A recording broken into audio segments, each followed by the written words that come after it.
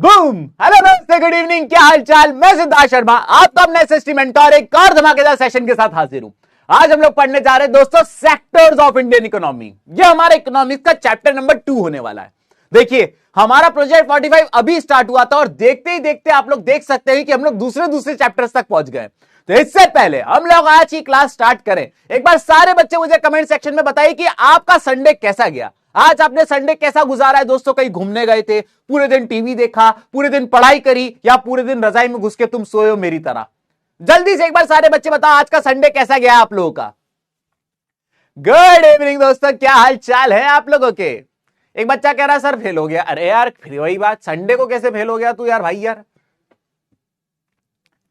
सारे बच्चे एक बार बताइए कि कैसा गया आप लोगों का संडे। टीवी देखा, फैंटास्टिक, बढ़िया, बोरिंग, बेकार, बेकार।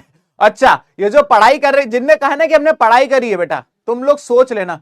अच्छा, मैं आप लोगों से एक सोशल एक्सपेरिमेंट करवाना चाहता हूं। आज की क्लास स्टार्ट करने से पहले मैं ये जानना चाहता हूं, देखो सच बोलना, तुम्हें है ना ऊपर वाले की कसम है, तुम जिस भी भगवान को जानते चाहते हो, जिस भी भगवान को फॉलो करते हो, तुम्हें उनकी कसम है, तुम्हें ईमानदारी से जवाब देना है। अगर तुमने झूठ बोला ना तो तुम याद रखना, आप में से आज जितने बच्चों ने, ध्यान से सुनना, आप में से आज जितने बच्चे नहाए हैं, जिन्होंने बाथ ली है, वो लोग देंगे थम्स अप, और जिन्होंने बाथ नहीं ली है वो लोग देंगे मुझे थम्स डाउन। जरा मैं चेक करना चाहता हूं कि कितने बच्चे, कितने प्रतिशत भारतीय आज नहाए हैं। ठीक है, तो अगर तुम नहाए थे तो थम्स अप दो, नहीं नहाए हो तो थम्स डाउन दो। जरा आज हो ही जाए, आज हो ही जाए। इससे दोस्तों पता एक चीज होगी, तुम्हें ना गिल्ट नहीं होगा। तुम्हारी मम्मी तुम्हें रोज डांटती है ना, जिस दिन संडे होता है नहाता तक नहीं है ये लड़का। तुम्हें पता चल जाएगा कि तुम्हारी तरह और कितने बच्चे हैं। एक बार सारे बच्चे मुझे बताओ कितने आज नहाए और कितने नहीं नहाए। झूठ मत बोलना, मैं सच बता रहा हूं। प्री बोर्ड से पहले झूठ बिल्कुल नहीं बोलना चाहिए, भगवान देख रहे हैं।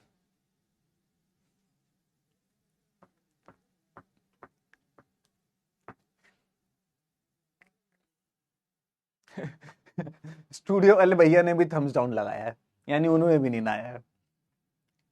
जल्दी बताओ। बहुत बढ़िया। तो भैया यहां पे पोल हो गया है समाप्त और मैं रिजल्ट देख पा रहा हूं, और 66% भारतीय जो हैं आज वो नहाए थे। आप लोगों को मैं सलाम करना चाहता हूं। इस ठंड में आप लोग नहा रहे हो, आप बहुत अच्छा काम कर रहे हो। और जो 34% बच्चे नहीं नहाए, कोई बात नहीं, ठीक है, तुम अकेले नहीं हो, तुम्हारे जैसे बहुत सारे लोग हैं। ठीक है, ना करे जनाब, ना करे, कह रहा है लड़का। चलो भाई, तो भैया इसी नोट पे शुरुआत कर देते हैं आज का चैप्टर। बहुत सिंपल चैप्टर है, बहुत छोटा चैप्टर है। आज के चैप्टर से जो क्वेश्चन आने वाला है मैं तुमको वो भी बता के जाएगा। ठीक है, 1.5 घंटे के अंदर ना केवल पूरा चैप्टर कराऊंगा, इस चैप्टर से आने वाले एमसीक्यूज, इस चैप्टर से आने वाले शॉर्ट आंसर टाइप क्वेश्चन सब करा के जाऊंगा। यानी इस 1.5 घंटे के अंदर हम पूरे की पूरे चैप्टर को निपटाने जा रहे हैं दोस्तों। चलिए शुरू कर देते हैं दोस्तों। सबसे पहले मैं आप लोगों को यह बताना चाहता हूं कि भाई गुड्स क्या होते हैं। अगेन चैप्टर को हम बहुत बेसिक तरीके से पढ़ेंगे, मेरे पास बहुत सारा टाइम है। ठीक है, तो सबसे पहले अपन समझते हैं कि गुड्स क्या होते हैं। गुड्स उनको कहा जा सकता है जिनको तुम टच कर सकते हो। गुड्स उनको कहते हैं जिनको तुम स्टोर कर सकते हो। गुड्स उनको कहते हैं जिसको तुम ट्रांसफर कर सकते हो, उसे गुड्स कहते हैं। हर वो चीज जिससे तुम टच कर सकते हो, यानी जो टेंजिबल आइटम्स होते हैं, उनको हम गुड्स कहते हैं। हर वो चीज जिसको तुम उठा के किसी और को दे सकते हो, उसको हम गुड्स कहते हैं। हर वो चीज जिसको तुम अपने घर में, अपनी दुकान में, अपने गोडाउन में स्टोर कर सकते हो, उसे हम गुड्स कहते हैं। ठीक है, फॉर एग्जाम्पल ये जो टी शर्ट है ये गुड है, क्योंकि ना केवल मैं इस टी शर्ट को टच कर सकता हूं, मैं इसको तुमको दे भी सकता हूं, और ऐसी मैंने बहुत सारी टी शर्ट अपने कबर्ड में स्टोर भी करके रखी हुई है।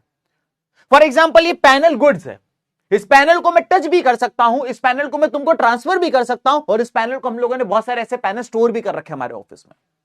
तो हर वो चीज जिसको तुम टच कर सकते हो, हर वो चीज जिसको तुम स्टोर कर सकते हो, हर वो चीज जिसको तुम ट्रांसफर कर सकते हो, उसे हम गुड्स कहते हैं। आइए कुछ एग्जांपल से समझाता हूं।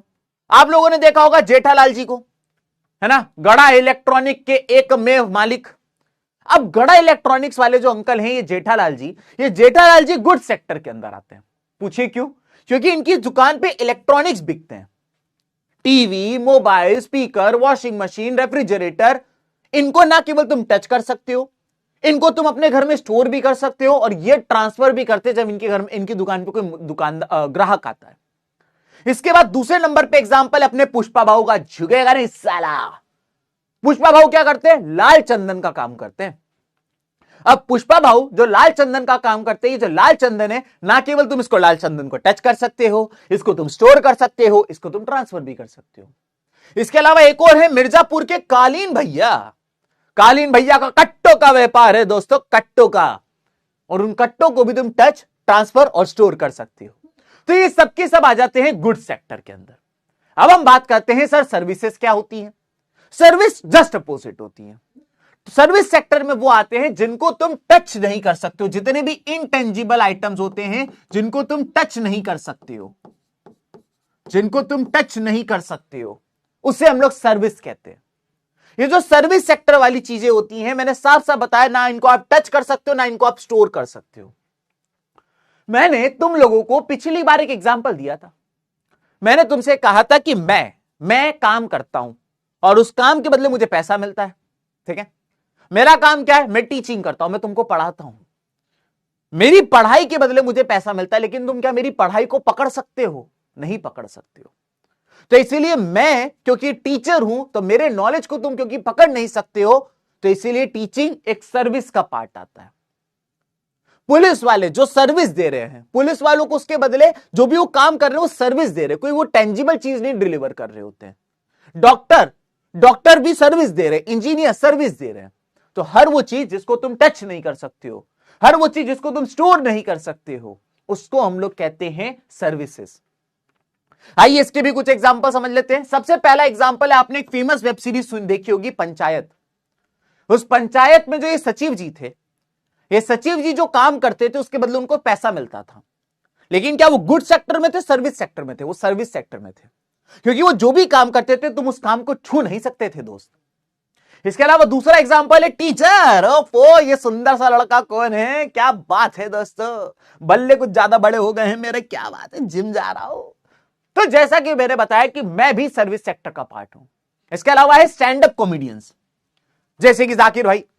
तो हम सारे लोग जो हैं, हम सर्विस सेक्टर का पार्ट हैं। लेकिन किंतु परंतु लोग, कुछ लोग ऐसे भी होते हैं जो गुड सेक्टर और सर्विस सेक्टर में भी आते हैं। सर ऐसे कौन लोग हैं? ऐसे तो बहुत लोग होंगे जो पैसा ही पैसा कमा रहे होंगे। ऐसा है पीडब्ल्यू, ये तो धोती खोल रहा है। अरे ऐसा कुछ नहीं है दोस्तों। अगर हम पीडब्ल्यू की बात करें, हम एक ऐसी ऑर्गेनाइजेशन है जहां हम आप बच्चों को नॉलेज देते हैं, तो आप हमें सर्विस सेक्टर का पार्ट भी कह सकते हो। साथ ही साथ अगर हम पीडब्ल्यू की बात करें, तो हम पीडब्ल्यू में आप लोगों को मॉड्यूल्स देते हैं, हम आपको बुक्स देते हैं। इस बार आप प्रोजेक्ट 45 का पार्ट, तो हम लोगों ने आपको कमबैक किट भी दी हुई है।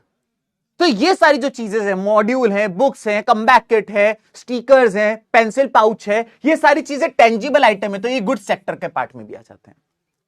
तो ऐसी भी बहुत सारी चीजें होती हैं, ऐसी भी बहुत सारी चीजें होती हैं जो गुड्स और सर्विस सेक्टर दोनों में आती हैं।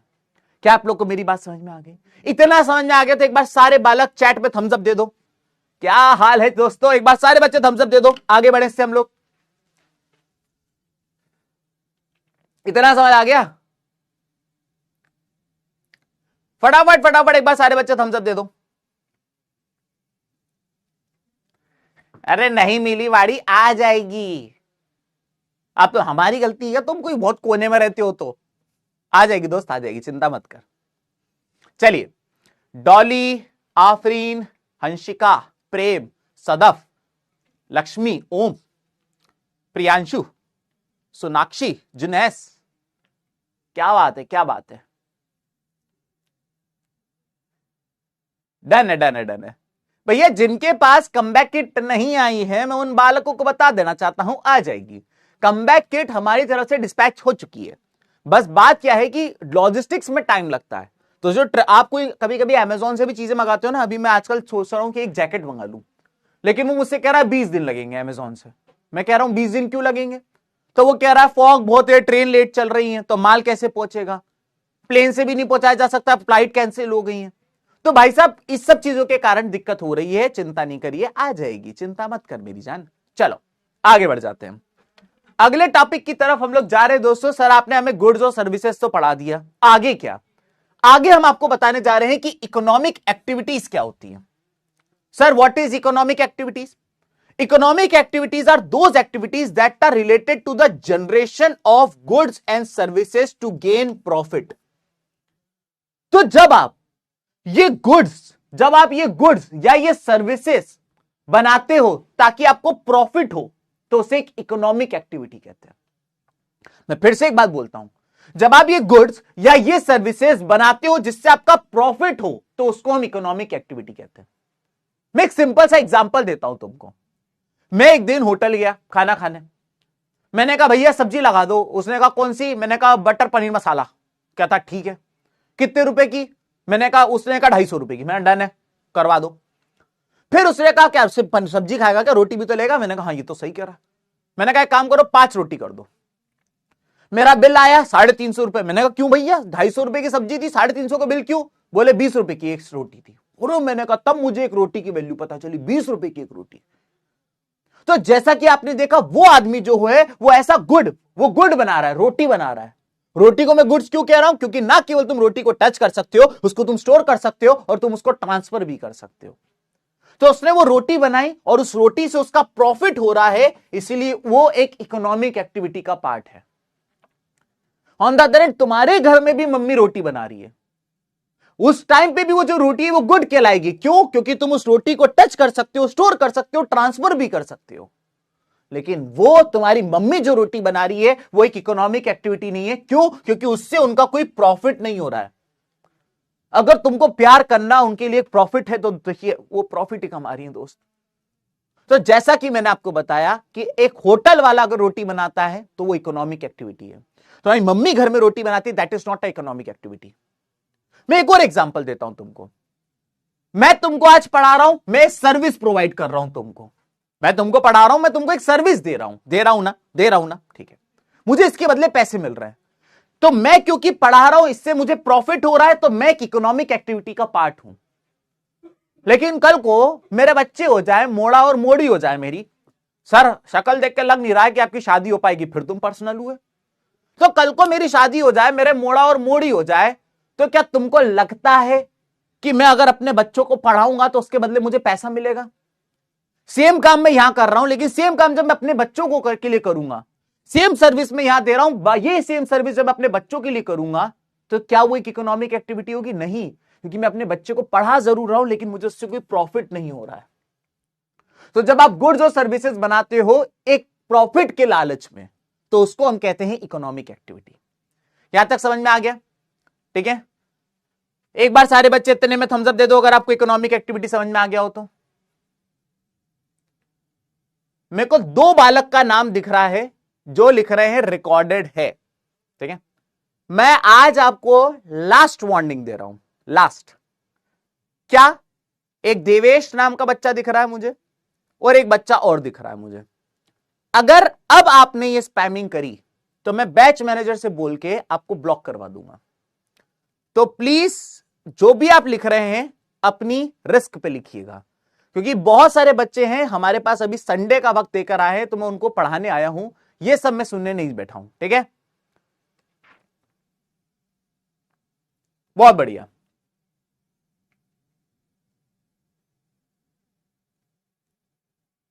बहुत बढ़िया, बहुत बढ़िया।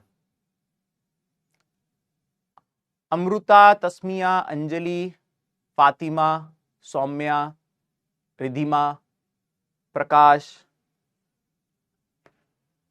ठीक है।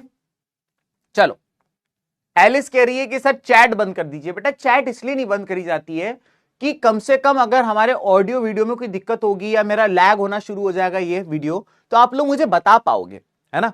तो मैं चैट क्यों बंद करूंगा? मेरा एक सिंपल सा है कि भाई क्लास को हम मॉडरेट करने के लिए हमारे पास एक आदमी होता है जिसका काम ही ये होता है कि अगर कोई बाकी बच्चों को गलत बोल रहा है या कोई बच्चा क्लास का डिसिप्लिन बिगाड़ रहा है, तो उसका काम ही यही होता है कि वो बच्चे को पहले वो स्ट्राइक भेजता है और फिर वो ब्लॉक कर देता है। तो हम वो वाला पार्ट करेंगे ना यार, सैलरी उसकी भी तो पूरी लेनी है ना, वसूलनी है ना। चलो आगे बढ़ जाते हैं। अब हमने इकोनॉमिक एक्टिविटी तो पढ़ ली। अब ये जितनी भी इकोनॉमिक एक्टिविटी है, हम इन इकोनॉमिक एक्टिविटी को अलग अलग सेक्टर्स में बांटते हैं। ठीक है सर, आपने हमें पहले ही बताया कि गुड्स क्या होते हैं और सर्विसेज क्या होते हैं, फिर आपने ये बताया कि जब ये गुड्स और सर्विसेज को हम किसी प्रॉफिट को गेन करने के लिए करते हैं तो उसे इकोनॉमिक एक्टिविटी कहते हैं। अब आप ये बता रहे हैं कि इन इकोनॉमिक एक्टिविटीज को आप अलग अलग ग्रुप में बांट सकते हो। बिल्कुल, हम इन इकोनॉमिक एक्टिविटीज को 3 ग्रुप में बांटेंगे। सबसे पहला ग्रुप है वो है प्राइमरी सेक्टर। ठीक है, सबसे पहला ग्रुप है प्राइमरी सेक्टर, सेकंड है सेकेंडरी सेक्टर और थर्ड है आपका टर्शियरी सेक्टर। तो आइए एक एक करके हम इन तीनों के बीच में बात कर लेते हैं और आपकी बोर्ड एग्जाम में पहला क्वेश्चन यही आ सकता है कि what is the difference between primary, secondary और टर्शियरी सेक्टर। एक चीज तो आपसे या तो इस वाले पार्ट से डिफरेंस पूछ लेगा वो, या तो वो आपसे डिफरेंस पूछ लेगा, difference between primary, secondary and tertiary sector, और या तो आपकी बोर्ड एग्जाम में इसमें से एक एमसीक्यू आ जाएगा, एक एमसीक्यू आ जाएगा और उस एमसीक्यू में वो आपसे क्या बोलेगा, एक एग्जांपल देगा और एग्जांपल में बोलेगा कि बताइए ये एक्टिविटी प्राइमरी का पार्ट है, सेकेंडरी का पार्ट है कि टर्शियरी का पार्ट है। तो ये दो तरीके से क्वेश्चन पूछा जा सकता है, इसलिए आइए इसको डिटेल में समझते हैं। सबसे पहला काम आ जाता है प्राइमरी सेक्टर। अगर आप नेचर से रिलेटेड कोई काम करते हैं, अगर आप नेचर को एक्सप्लॉइट करके पैसा कमाते हैं तो आप प्राइमरी सेक्टर का पार्ट है। आई रिपीट, जब आप नेचर से रिलेटेड कोई काम करते हैं, जब आप नेचर को एक्सप्लॉइट करके पैसा कमाते हैं तो दोस्तों आप प्राइमरी सेक्टर का पार्ट होते हैं। फॉर एग्जाम्पल मान लेते हैं कि एक किसान है जो खेती करता है, अब ये खेती कहां कर रहा है, नेचर में, तो वो प्राइमरी सेक्टर का पार्ट है। मान लेते हैं एक मछुआरा मछली पकड़ रहा है, वो मछली कहां से पकड़ रहा है, नेचर से, वो प्राइमरी सेक्टर का पार्ट है। मान लेते हैं एक आदमी माइनिंग करके धरती के अंदर से मिनरल्स निकाल रहा है, मिनरल्स कहां से निकाल रहा है, नेचर से, वो प्राइमरी सेक्टर का पार्ट है। मान लेते हैं धरती को ड्रिल करके उसके अंदर से क्रूड ऑयल यानी कच्चा तेल निकाल रहा है, वो क्रूड ऑयल कहां से आ रहा है, नेचर से, वो प्राइमरी सेक्टर का पार्ट है। तो अगर आप नेचर से रॉ मटेरियल निकाल रहे हैं, अगर आप नेचर को एक्सप्लॉइट करके पैसा कमा रहे हैं तो आप प्राइमरी सेक्टर का पार्ट कहलाते हो। आपको एक चीज मैं बताना चाहता हूं कि इस सेक्टर को हम प्राइमरी सेक्टर क्यों कहते हैं। इस सेक्टर को हम प्राइमरी सेक्टर इसलिए कहते हैं क्योंकि यह सेक्टर बाकी सारे सेक्टर्स को सपोर्ट करता है, यानी यही वो सेक्टर है जो आगे वाले सेक्टर्स को रॉ मटेरियल देता है। अगर यही नहीं होगा तो आगे वाले सेक्टर किसी काम के ही नहीं होंगे। तो क्योंकि ये वाला सेक्टर बाकी सेक्टर्स को रॉ मटेरियल प्रोवाइड कराता है, इसलिए इस सेक्टर को हम प्राइमरी सेक्टर कहते हैं। प्राइमरी सेक्टर के कुछ एग्जांपल हो जाते हैं जैसे एग्रीकल्चर, माइनिंग, फिशिंग एक्सेट्रा। क्योंकि ज्यादातर लोग प्राइमरी सेक्टर में एग्रीकल्चर कर रहे होते हैं, इसलिए इस सेक्टर को हम लोग एग्रीकल्चर रिलेटेड सेक्टर भी कहते हैं। क्लियर हो गया। अब आते हैं हम लोग सेकेंडरी सेक्टर पे। सेकेंडरी सेक्टर वाले प्राइमरी सेक्टर से मिलने वाले रॉ मटेरियल को, नेचुरल प्रोडक्ट को एक फिनिश प्रोडक्ट में कन्वर्ट कर देते हैं, नेचुरल प्रोडक्ट को एक फिनिश प्रोडक्ट के अंदर कन्वर्ट कर देते हैं। मैं आप लोगों को एक एग्जांपल देता हूं, ठीक है। चलो मैं आपको वाला एग्जांपल बाद में बताऊंगा, पहले इसको समझिए। जो नेचर से मिलने वाले रॉ मटेरियल को एक फिनिश प्रोडक्ट में कन्वर्ट कर दे, वो सेकेंडरी सेक्टर का पार्ट है, ठीक है। जैसे कि मान लेते हैं कि एक किसान है जिसने आलू उगाया, ठीक है सर, एक किसान है जिसने आलू उगाया। अब ये जो आलू उगाया किसान ने जो आलू उगाया, क्योंकि ये आलू से नेचर से उगाया है तो वो प्राइमरी सेक्टर का पार्ट है। अब उस किसान ने उस आलू को लेज वालों को बेच दिया। लेज वालों के पास वो आलू आया, उनने उसको धोया, उसको छीला, उसको काटा, उसको फ्राई किया, उसमें मसाले डाले, उसको पैकेट में डाला। अब उन्होंने एक रॉ मटेरियल विच इज आलू को एक finish product which is chips में कन्वर्ट कर दिया। तो ऐसे सारे लोग जो नेचर से मिलने वाले रॉ मटेरियल को एक फिनिश प्रोडक्ट में कन्वर्ट कर देते हैं, वो सब की सब सेकेंडरी सेक्टर का पार्ट होते हैं। मान लेते हैं कि एक आदमी है जो माइनिंग कर रहा है और धरती के अंदर से बॉक्साइट निकाल रहा है। क्या आप में से कोई ये बात बता सकता है? बस 1 मिनट रुकना, बस 1 मिनट। क्या नाम है?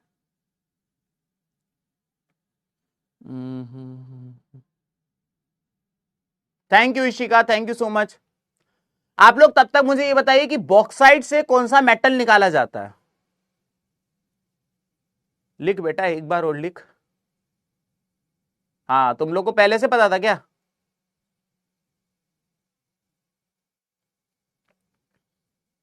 बहुत बढ़िया।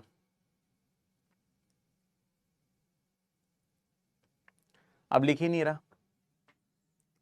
एक कुछ नाम का लड़का था, वो लगा हुआ था रिकॉर्डेड। मैंने उठा लिया था बेटी फोन। अभी तेरी फील्डिंग सेट हो जाती लाडले, मैं सच बता रहा हूं, अभी फील्डिंग सेट हो जाती। एक बार ब्लॉक हो जाते, उसके बाद तुम फिर हाथ पैर जोड़ते रह जाते, दिक्कत हो जाती है दोस्त। तो मत रिस्क ले, मत रिस्क ले। अब वो तेरा नाम दिख नहीं रहा है मुझे, नहीं तो अभी तक मैं नाप चुका होता। शाबाश। हाँ, तो जैसा कि मैंने आपको बताया कि एक आदमी है जो मान लेते हैं धरती के अंदर से रॉ मटेरियल निकाल रहा है, ठीक है। और जो धरती के अंदर से रॉ मटेरियल निकल रहा है, वो एक एग्जांपल मैंने आपको दिया है बॉक्साइट का, ठीक है। अब बॉक्साइट जो है, अगर हम बॉक्साइट की बात करें तो जैसा कि आपको पता है कि बॉक्साइट एक पत्थर है, और बॉक्साइट नाम का जो पत्थर है वो धरती के अंदर से निकलता है। अब ये जो बॉक्साइट नाम का पत्थर है, ये फैक्ट्री के पास गया। अब वो फैक्ट्री वाले क्या करेंगे, उस बॉक्साइट नाम के पत्थर को साफ करेंगे, धोएंगे, उसको तोड़ेंगे। अब उसके अंदर मिट्टी होगी, पत्थर होंगे, कीड़े मकोड़े होंगे, वो सब कुछ हटा देंगे। फिर उस बॉक्साइट में से उसको स्मेल्टिंग वगैरह करके उस बॉक्साइट से एल्यूमिना, और एल्यूमिना से एल्यूमिनियम बनाया जाएगा। तो यहां पर आपको, जैसा कि मैंने बताया, कि इसी बॉक्साइट से आगे जाके एक फैक्ट्री या फिर एक इंडस्ट्री के अंदर एल्यूमिनियम बनाया जाएगा। क्या बनाया जाएगा मेरे दोस्तों? एल्यूमिनियम बनाया जाएगा। तो जैसा कि मैंने आप लोग को बताया, बॉक्साइट धरती के अंदर से निकालने वाला जो डिपार्टमेंट है वो प्राइमरी सेक्टर का पार्ट है, और उस बॉक्साइट से एल्यूमिनियम बनाने वाले जो लोग हैं वो सेकेंडरी सेक्टर का पार्ट है, क्योंकि नेचर से मिलने वाले रॉ मटेरियल को उन्होंने एक फिनिश प्रोडक्ट के अंदर खत्म कर दिया है। क्लियर हो गया? यहां तक समझ में आ गई? अब हम लोग आ जाते हैं दोस्तों तीसरे नंबर के सेक्टर पे, जिसका नाम है टर्शियरी सेक्टर। टर्शियरी सेक्टर वाले किसी भी तरीके का गुड्स नहीं बनाते हैं, यानी प्राइमरी और सेकेंडरी। मैंने आप लोग को अभी क्या बताया? प्राइमरी सेक्टर वाले भी और सेकेंडरी, प्राइमरी सेक्टर वाले भी और सेकेंडरी सेक्टर वाले भी, दोनों की दोनों गुड्स बनाते हैं। दोनों की दोनों गुड्स बनाते हैं, यानी कि दोनों की दोनों ऐसी चीज बनाते हैं जिसको तुम टच कर सकते हो। दोनों की दोनों ऐसी चीज बनाते हैं जिसको तुम स्टोर कर सकते हो, जिसको तुम ट्रांसफर कर सकते हो। लेकिन किंतु परंतु अगर हम टर्शियरी सेक्टर की बात करें, तो जो टर्शियरी सेक्टर वाले होते हैं, ये लोग गुड्स को नहीं बनाते हैं, ये लोग सर्विस देते हैं। सर सर्विस कैसे दी है आपने, ये भी बता दीजिए। मैं बता देता हूं। मान लेते हैं कि मेरे पास एक फार्मर है, और तुम्हारी तरह वो फार्मर भी सबसे कह रहा है आलू खाओगे, आलू खाओगे। तुम्हारी तरह वो बच्चा कह रहा है आलू खाओगे, आलू खाओगे, ठीक है। अब ये जो फार्मर है ये आलू उगा रहा है। अब ये जो फार्मर है ये आलू उगा रहा है, और इसको ये आलू लेज वालों को देना है, ठीक है। तो ये फार्मर क्या करेगा? ये फार्मर एक ट्रक वाले को हायर करेगा। ये फार्मर क्या करेगा? ये फार्मर एक ट्रक वाले को हायर करेगा, ठीक है। ये ट्रक वाला क्या करेगा? फार्मर से आलू लेगा। ये ट्रक वाला क्या करेगा? फार्मर से आलू लेगा, और ये आलू ले जाएगा लेज वालों के पास। लेज वाले उस आलू को धोएंगे, छीलेंगे, काटेंगे, फ्राई करेंगे, मसाला लगाएंगे, रैप करेंगे, और अगेन ये लेज वाले क्या करेंगे? इसी ट्रक वाले को देंगे, और गुप्ता किराना स्टोर तक वो लेज की चिप्स को पहुंचवा देंगे।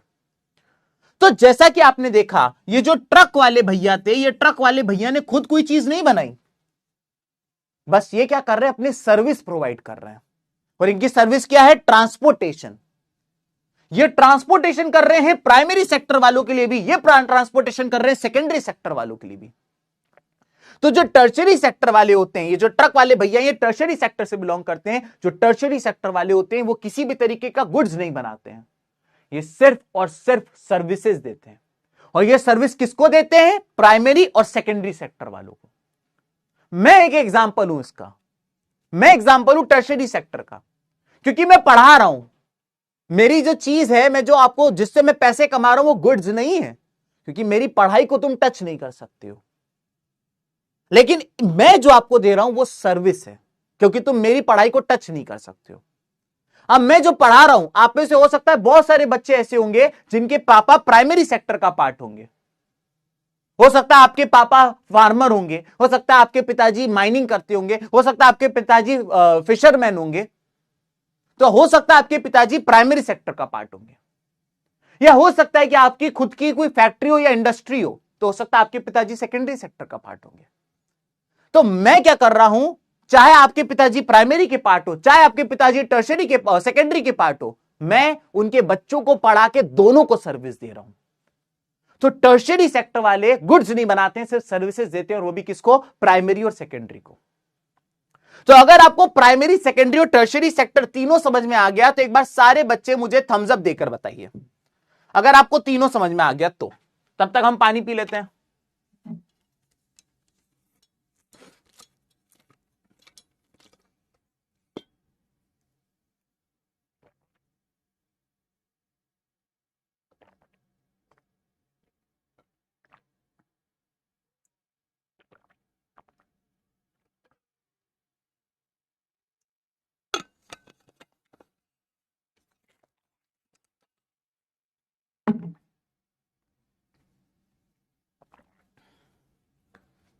एक बच्चा पूछ रहा है शॉपकीपर किस सेक्टर में आएगा, शॉपकीपर टर्शरी में आएगा।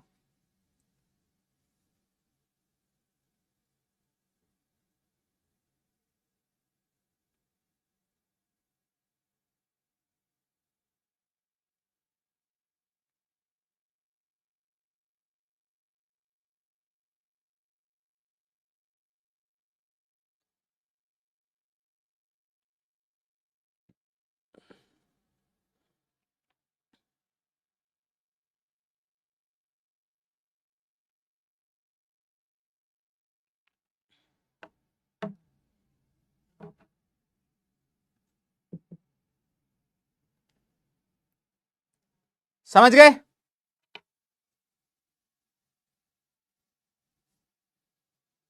चलो रिजल्ट देखा जाए। यहां पे रिजल्ट देख पा रहा हूं 96% बच्चों को समझ में आ गया है। बहुत ही बढ़िया, बहुत ही बढ़िया, मजा ही आ गया है मुझे तो। आगे बढ़ जाते हैं दोस्तों। अगले नंबर पे हमें जिस चीज को आपको पढ़ाना है वो है कंपेयरिंग ऑफ दिस सेक्टर्स। ये जो तीन सेक्टर मैंने आपको बताए, प्राइमरी, सेकेंडरी और टर्शरी सेक्टर, ये प्राइमरी, सेकेंडरी और टर्शरी सेक्टर, ये तीनों सेक्टर्स को हमें कंपेयर करना है।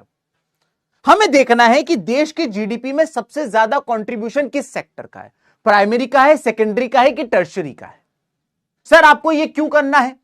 भाई देखो, कोई भी जब एक देश होता है तो देश की जो गवर्नमेंट होती है, तो गवर्नमेंट का काम होता है कि देश की जो जीडीपी है, अभी आगे इस चैप्टर में आपको पढ़ाऊंगा मैं जीडीपी, तो देश की जीडीपी में कौन सा सेक्टर कितना कंट्रीब्यूट कर रहा है, कौन सा सेक्टर ग्रो कर रहा है, कौन सा सेक्टर छोटा होता जा रहा है, कौन से सेक्टर की क्या प्रॉब्लम्स हैं, तो ये सारी चीजें हमें समझनी पड़ेंगी। तो हम क्या करने वाले हैं, हम तीनों सेक्टर को कंपेयर करेंगे। सर आप कैसे कंपेयर कर लोगे तीनों सेक्टर को? दो तरीके। पहला तरीका है कि आपको यह देखना है कि अगर आपको पता करना है कि कौन सा सेक्टर ज्यादा बड़ा है, कौन सा सेक्टर ज्यादा छोटा है, तो आप यह पता कर लिए कि उस सेक्टर में कितने लोग काम करते हैं। जितने ज्यादा लोग उस सेक्टर में काम करेंगे उतना ज्यादा वो बड़ा सेक्टर होगा। ठीक है? तो जितने ज्यादा लोग उस सेक्टर में काम करेंगे उतना ज्यादा वो सेक्टर बड़ा होगा। ठीक है? दूसरा तरीका है सेक्टर्स को पता करने का, वो है amounts of goods and services produced. वो सेक्टर कितने गुड्स या कितने सर्विसेज कितने अमाउंट का बना रहा है। मान लेते हैं प्राइमरी सेक्टर जो है वो 200 करोड़ के गुड्स बना रहा है, सेकेंडरी सेक्टर जो है वो 400 करोड़ के गुड्स बना रहा है, टर्शरी सेक्टर जो है वो 600 करोड़ की सर्विसेज बना रहा है। तो जिसका जितना ज्यादा अमाउंट का गुड्स या सर्विस होगा वो सेक्टर उतना ज्यादा बड़ा होगा। तो प्राइमरी, सेकेंडरी और टर्शरी को कंपेयर करने के दो तरीके हैं। एक, उसमें कितने लोग काम करते हैं, ऐसे पता कर ले तू, और दूसरा तरीका है कि आप ये पता कर लो कि वो कितनी वैल्यू के गुड्स और सर्विसेज प्रोड्यूस कर रहे हैं। क्लियर हो गया? अब अगला जो हमारा टॉपिक है वो ये है कि ये जो सारे के सारे सेक्टर हैं, they are interdependent on each other. क्या बात बताई गई है कि although economic activities are classified in different categories, हमने क्या करा, सारी इकोनॉमिक एक्टिविटीज को तीन कैटेगरी में बांट दिया है, प्राइमरी, सेकेंडरी और टर्शरी, लेकिन उसके बावजूद मैं बता दूं दे आर इंटर रिलेटेड। वो सबकी सब इंटर रिलेटेड है। सर हम मान ही नहीं सकते कि ये तीनों की तीनों सेक्टर इंटर रिलेटेड है। मैं बताऊंगा, मैं एक एग्जांपल से समझाता हूं तुमको। देखिएगा, इस एग्जांपल में मैं आपको बताना चाहता हूं कि ऐसी बहुत सारी इंडस्ट्रीज होती हैं जिन्हें हम लोग कहते हैं एग्रो बेस्ड इंडस्ट्रीज।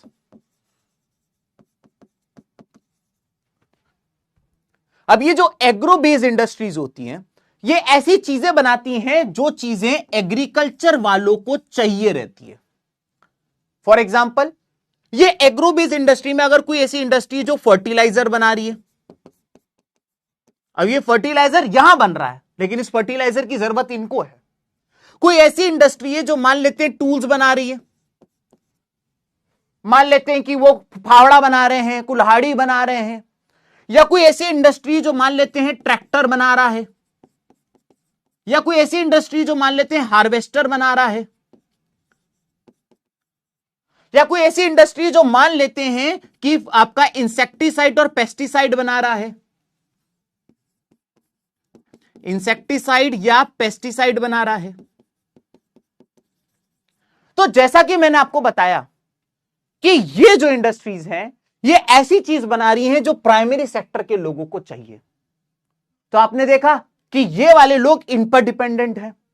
सर आपकी बात समझ गया, मजा सा आ रहा है, लेकिन अब आप ये बताइए कि ये इस पे कैसे डिपेंडेंट है। मैं आपको बता देता हूं भाई, ये जितनी भी इंडस्ट्रीज हैं, इनको रॉ मटेरियल तो किसान से ही मिल रहा है। ये जितनी भी इंडस्ट्रीज हैं, इन सबको रॉ मटेरियल तो किसान से ही मिल रहा है। फॉर एग्जाम्पल, जैसा कि मैंने आपको बताया कि ऐसी बहुत सारी इंडस्ट्रीज हैं जिनको वेजिटेबल्स चाहिए या तो फ्रूट्स चाहिए, या तो वो वेजिटेबल्स पे डिपेंडेंट है या तो वो फ्रूट्स पे डिपेंडेंट है। जैसे मैंने लेस का एग्जांपल देकर तुमको बताया, इसका एक और एग्जांपल मैं आपको बता सकता हूं कि आपको मिनरल्स चाहिए। अब अगेन, मिनरल्स किसान तो नहीं दे रहा है, लेकिन प्राइमरी सेक्टर वाला ही होता है ना मिनरल की माइनिंग करने वाला। या फिर ये जो इंडस्ट्रीज होती है, इंडस्ट्रीज को चलाने के लिए आपको फ्यूल चाहिए, और फ्यूल के रूप में आपको क्रूड ऑयल चाहिए, यानी कि पेट्रोल, डीजल, केरोसिन, ये सब चाहिए। तो बिना इन लोगों के ये लोग धरे की धरे रह जाएंगे। ऐसी तो कोई भी इंडस्ट्री बता दे जो प्राइमरी सेक्टर पर डिपेंडेंट नहीं है, मुझे बता दो, आज मैं मान जाऊंगा। आओ मैं तुम्हें गेस्ट, एक आज मैं तुम लोग को ओपन चैलेंज देता हूं। कोई मुझे ऐसी इंडस्ट्री बता दो, कोई मुझे ऐसा सेकेंडरी सेक्टर बता दो जो प्राइमरी सेक्टर पर डिपेंडेंट नहीं है, बताइए।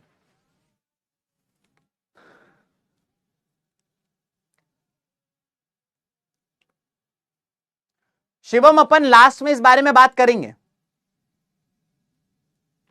एक बच्चा कह रहा है पुलिस सेकेंडरी सेक्टर में है ही नहीं बेटा, पुलिस तो टर्शियरी सेक्टर का पार्ट है। बच्चे कह रहे हैं डॉक्टर भी टर्शियरी सेक्टर का पार्ट है। मैं पूछ रहा हूं ऐसी कोई इंडस्ट्री या ऐसी कोई सेकेंडरी सेक्टर जो प्राइमरी सेक्टर पे डिपेंडेंट ना हो। आप कह रहे हो गूगल टर्शियरी सेक्टर का पार्ट है। गूगल, कैसी बातें कर रहे हो यार तुम लोग।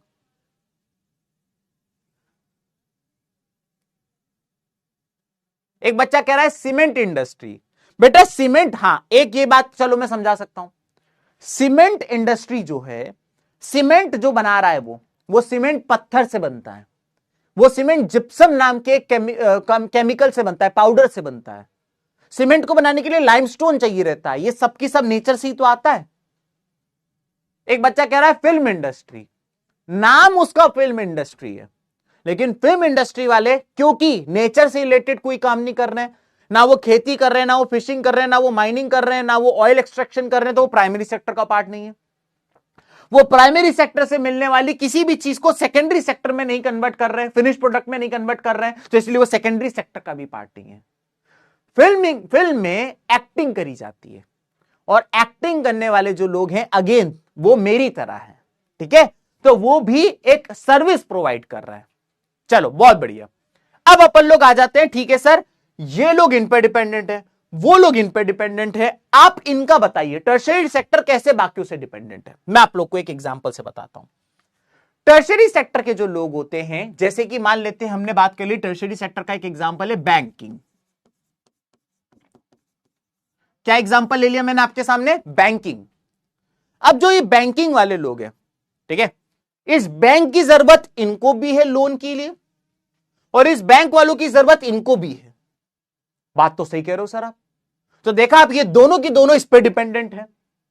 मैं आपको एक और एग्जांपल दे देता हूं, जैसे कि मैं आपको बता देता हूं, टीचिंग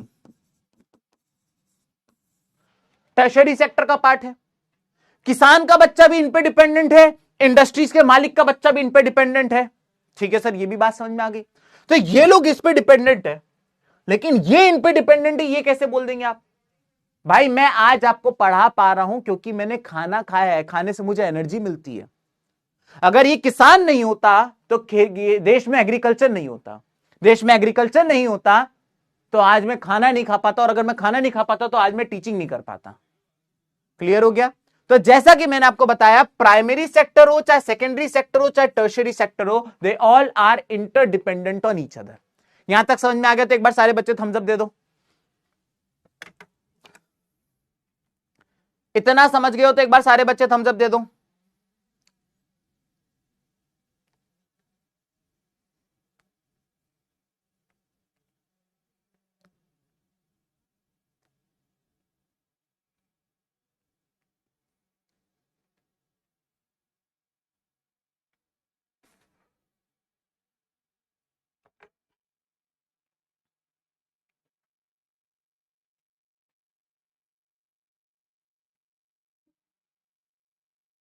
बहुत बढ़िया, चलिए आगे बढ़ जाते हैं दोस्तों। अब जितने भी गुड्स हैं, हम उन गुड्स को और सर्विसेज को हम दो ग्रुप में बांटते हैं। सबसे पहला आता है इंटरमीडिएट गुड्स। अब हम गुड्स और सर्विसेज को दो ग्रुप में बांटने वाले हैं। एक होता है इंटरमीडिएट गुड्स और एक होता है फाइनल गुड्स। आइए दोनों के बारे में समझते हैं। सबसे पहले मैं आप लोगों को बताना चाहता हूं इंटरमीडिएट गुड्स कौन से होते हैं।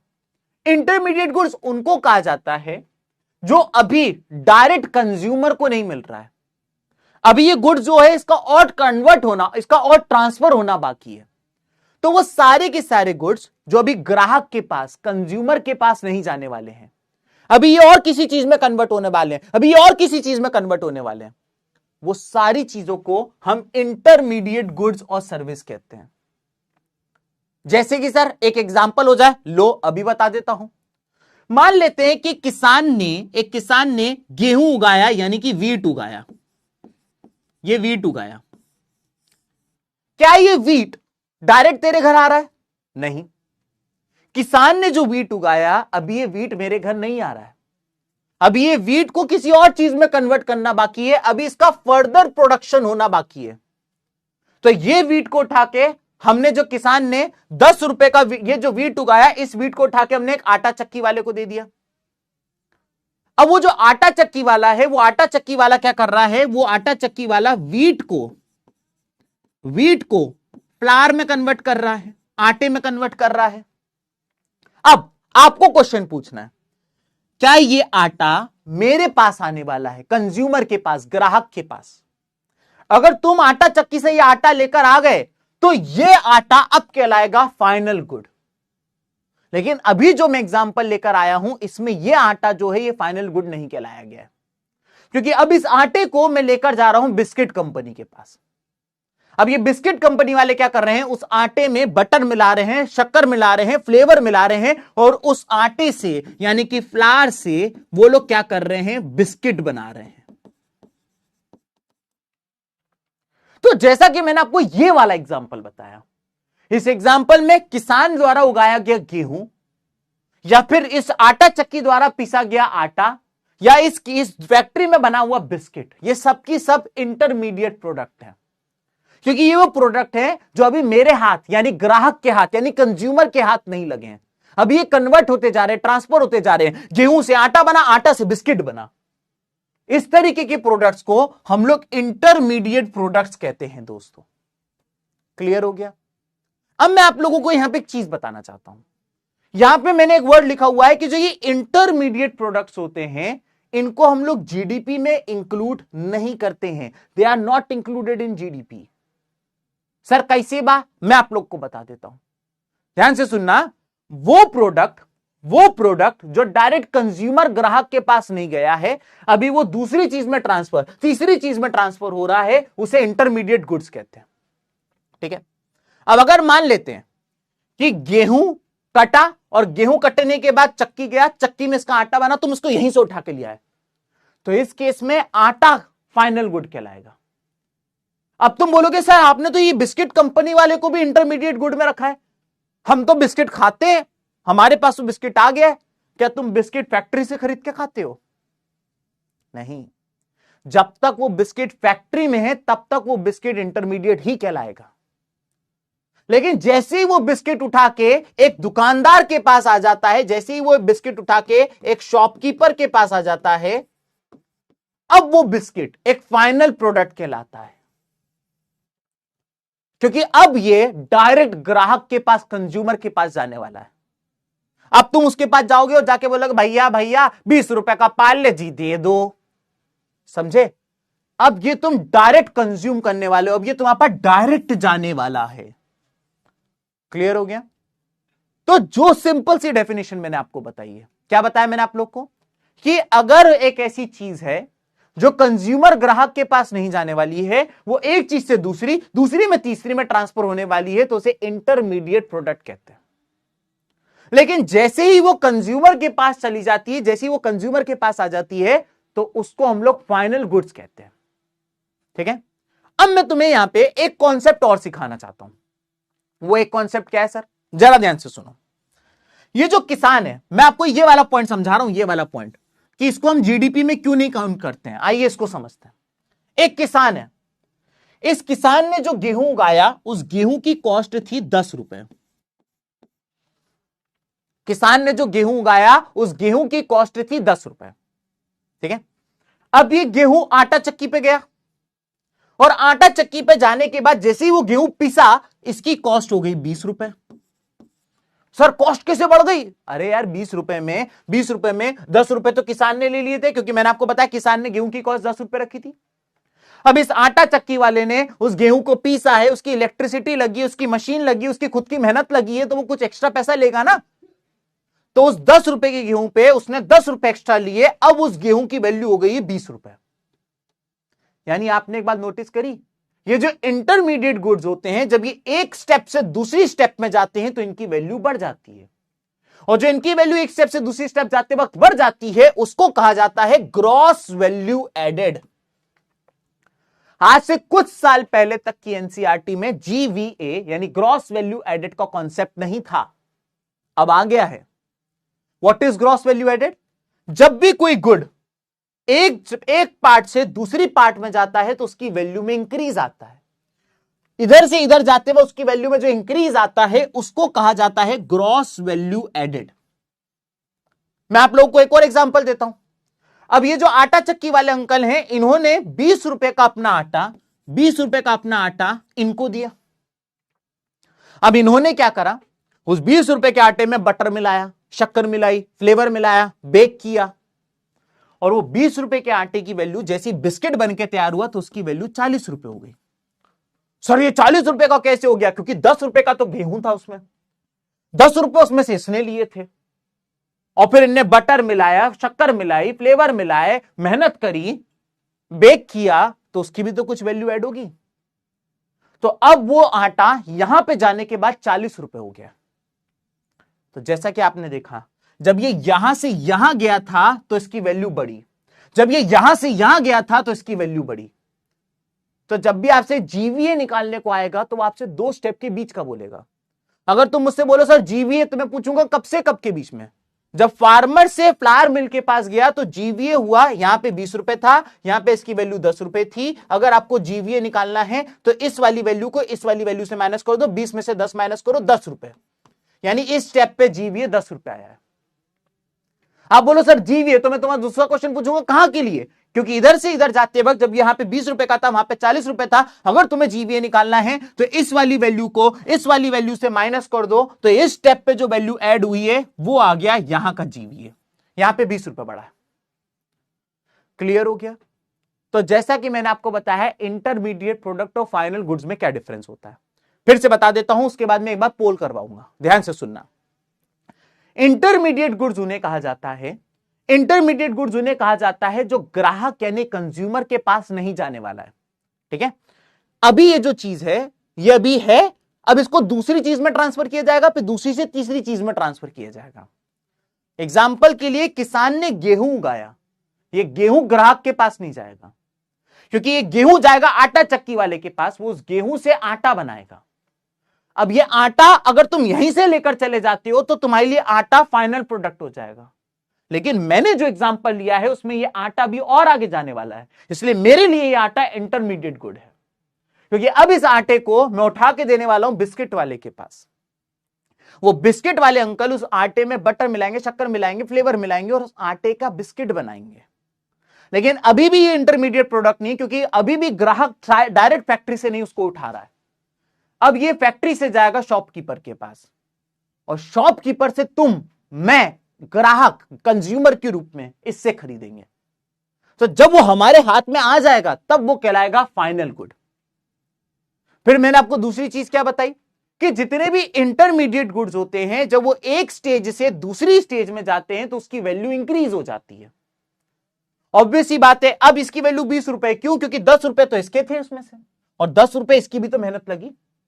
तो एक स्टेज से दूसरे स्टेज में जाते वक्त जो वैल्यू ऐड होती है उसको ग्रॉस वैल्यू एडेड कहा जाता है। और ग्रॉस वैल्यू एडेड हमेशा दो स्टेज के बीच का निकाला जाता है, और उसको निकालने के लिए आपको क्या करना पड़ेगा? इस वाले नंबर को इस वाले नंबर को इस वाले नंबर से आपको माइनस करना पड़ेगा।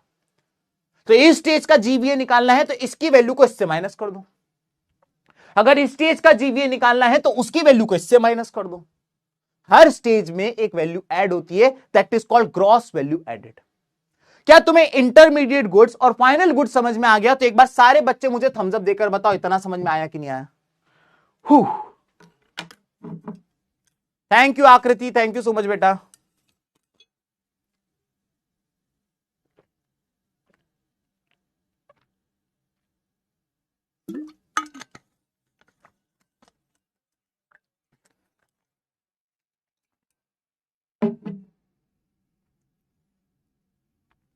एक बच्चा कह रहा है जो सर सर्विस लेते हैं वो कौन से सेक्टर में आता है?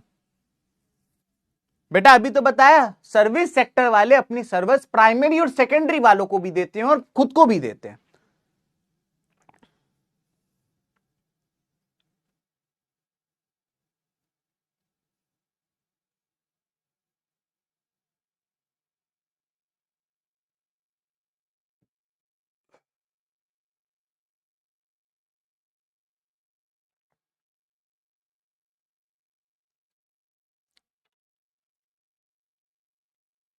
बहुत ही बढ़िया, 96% बच्चों को समझ में आ गया।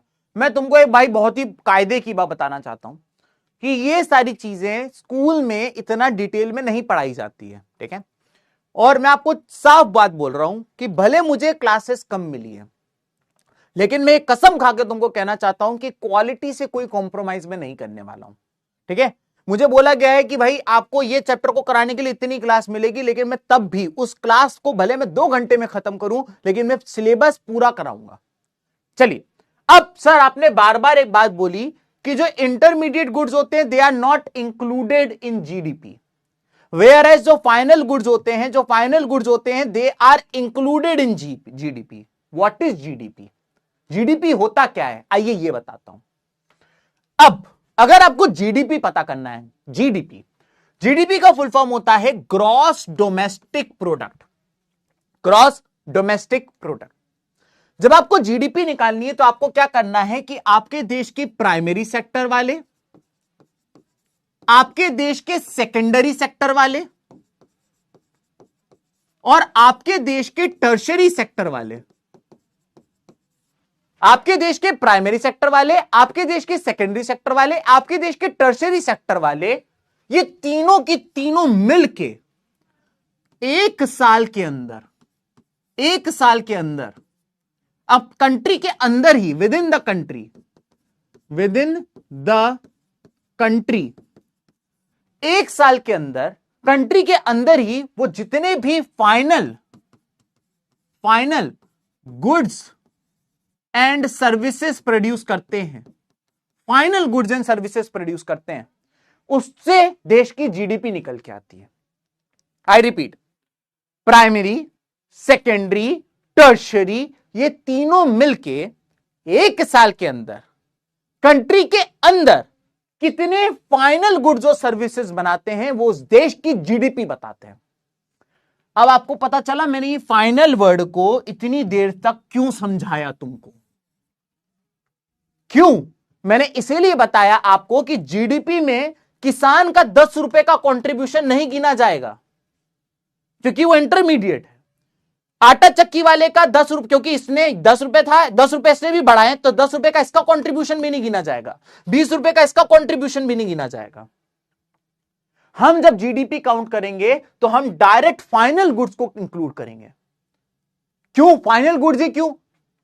क्या इसकी शक्ल ज्यादा अच्छी लग रही है आपको?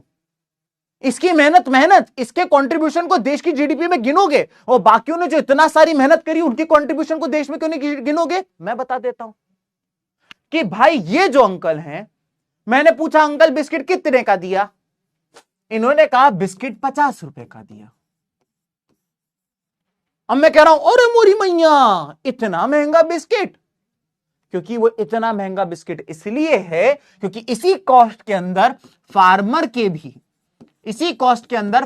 के 10 रुपए एडेड है, इसी कॉस्ट के अंदर फ्लावर मिल वाले के 10 रुपए एडेड है, इसी कॉस्ट के अंदर बिस्किट कंपनी वाले के 20 रुपए एडेड हैं, और इसी कॉस्ट के अंदर इस शॉपकीपर का भी 10 रुपए का मार्जिन एडेड है। तो बेसिकली अगर मैं ये 50 रुपए काउंट करता हूं तो इसमें ये सब काउंट हो जाता है। मुझे सबको अलग अलग काउंट करने की जरूरत नहीं है, क्योंकि जो फाइनल गुड होता है उसमें सबका कंट्रीब्यूशन ऑलरेडी एडेड होता है। तो सिंपल काम करो ना, तुम क्यों पहले इसका ऐड करोगे, एक एक देश के कोने कोने में जाके किसानों को पकड़ोगे, फिर तुम सब जगह के आटा चक्की वालों को पकड़ोगे, फिर पता चला अरे इसका तो वहां से आगे उस किसान से आ रहा है, उसका तो उस किसान से आ रहा है, फिर तुम सारी बिस्किट कंपनी वालों को पकड़ोगे। इतने सारे लोगों को पकड़ना ही नहीं है। आप तो बस ये देख लो कि देश में कितने बिस्किट बिक रहे हैं, क्योंकि उस बिस्किट के अंदर किसान की कॉस्ट, आटा चक्की वाले की कॉस्ट, बिस्किट कंपनी वाले की कॉस्ट, सारी कॉस्ट इंक्लूडेड है। इसीलिए जब देश की जीडीपी काउंट करी जाती है तो सिर्फ और सिर्फ फाइनल गुड और फाइनल सर्विसेज को काउंट किया जाता है, इसीलिए यहां पे वर्ड लिखा हुआ है फाइनल। अब देश की जीडीपी कौन निकालेगा? सर आप, ऋतिक सर उर्फ बबुआ सर, समृद्धि मैम उर्फ पूकी मैम, कौन? मैं आपको बताता हूं। देश की जीडीपी को निकालने की जिम्मेदारी नेशनल स्टैटिस्टिकल ऑफिस एनएसओ के अंदर है, जो कि ministry of statistics and programme implementation के अंदर आती है। इनका काम होता है ये देश की जीडीपी निकालते हैं। कैसे निकालते हैं वो मैंने आप लोग को बता दिया। मैं हमेशा ये बात बोलता हूं कि मेरी पीपीटी में एक एक चीज की वैल्यू होती है। आप यहां पे देख सकते हो जो फोटो है ये बता रही है दुनिया के टॉप 5 जीडीपीज, टॉप 5 जीडीपीज ऑफ वर्ल्ड कौन कौन सी हैं। सबसे ऊपर है United states of America, second number पे है चीना, थर्ड नंबर पे है जर्मनी, फोर्थ नंबर पे आ गया है हमारा प्यारा भारत, और फिफ्थ नंबर पे है जापान, जिसको मैंने समुराय के रूप में बता रखा है। तो अगर आप लोगों को जीडीपी क्या होती है, कैसे निकाली जाती है, टॉप 5 कौन है, कौन कैलकुलेट करता है, यह सब समझ में आ गया तो एक बार सारे बच्चे थम्स अप देकर बताइए।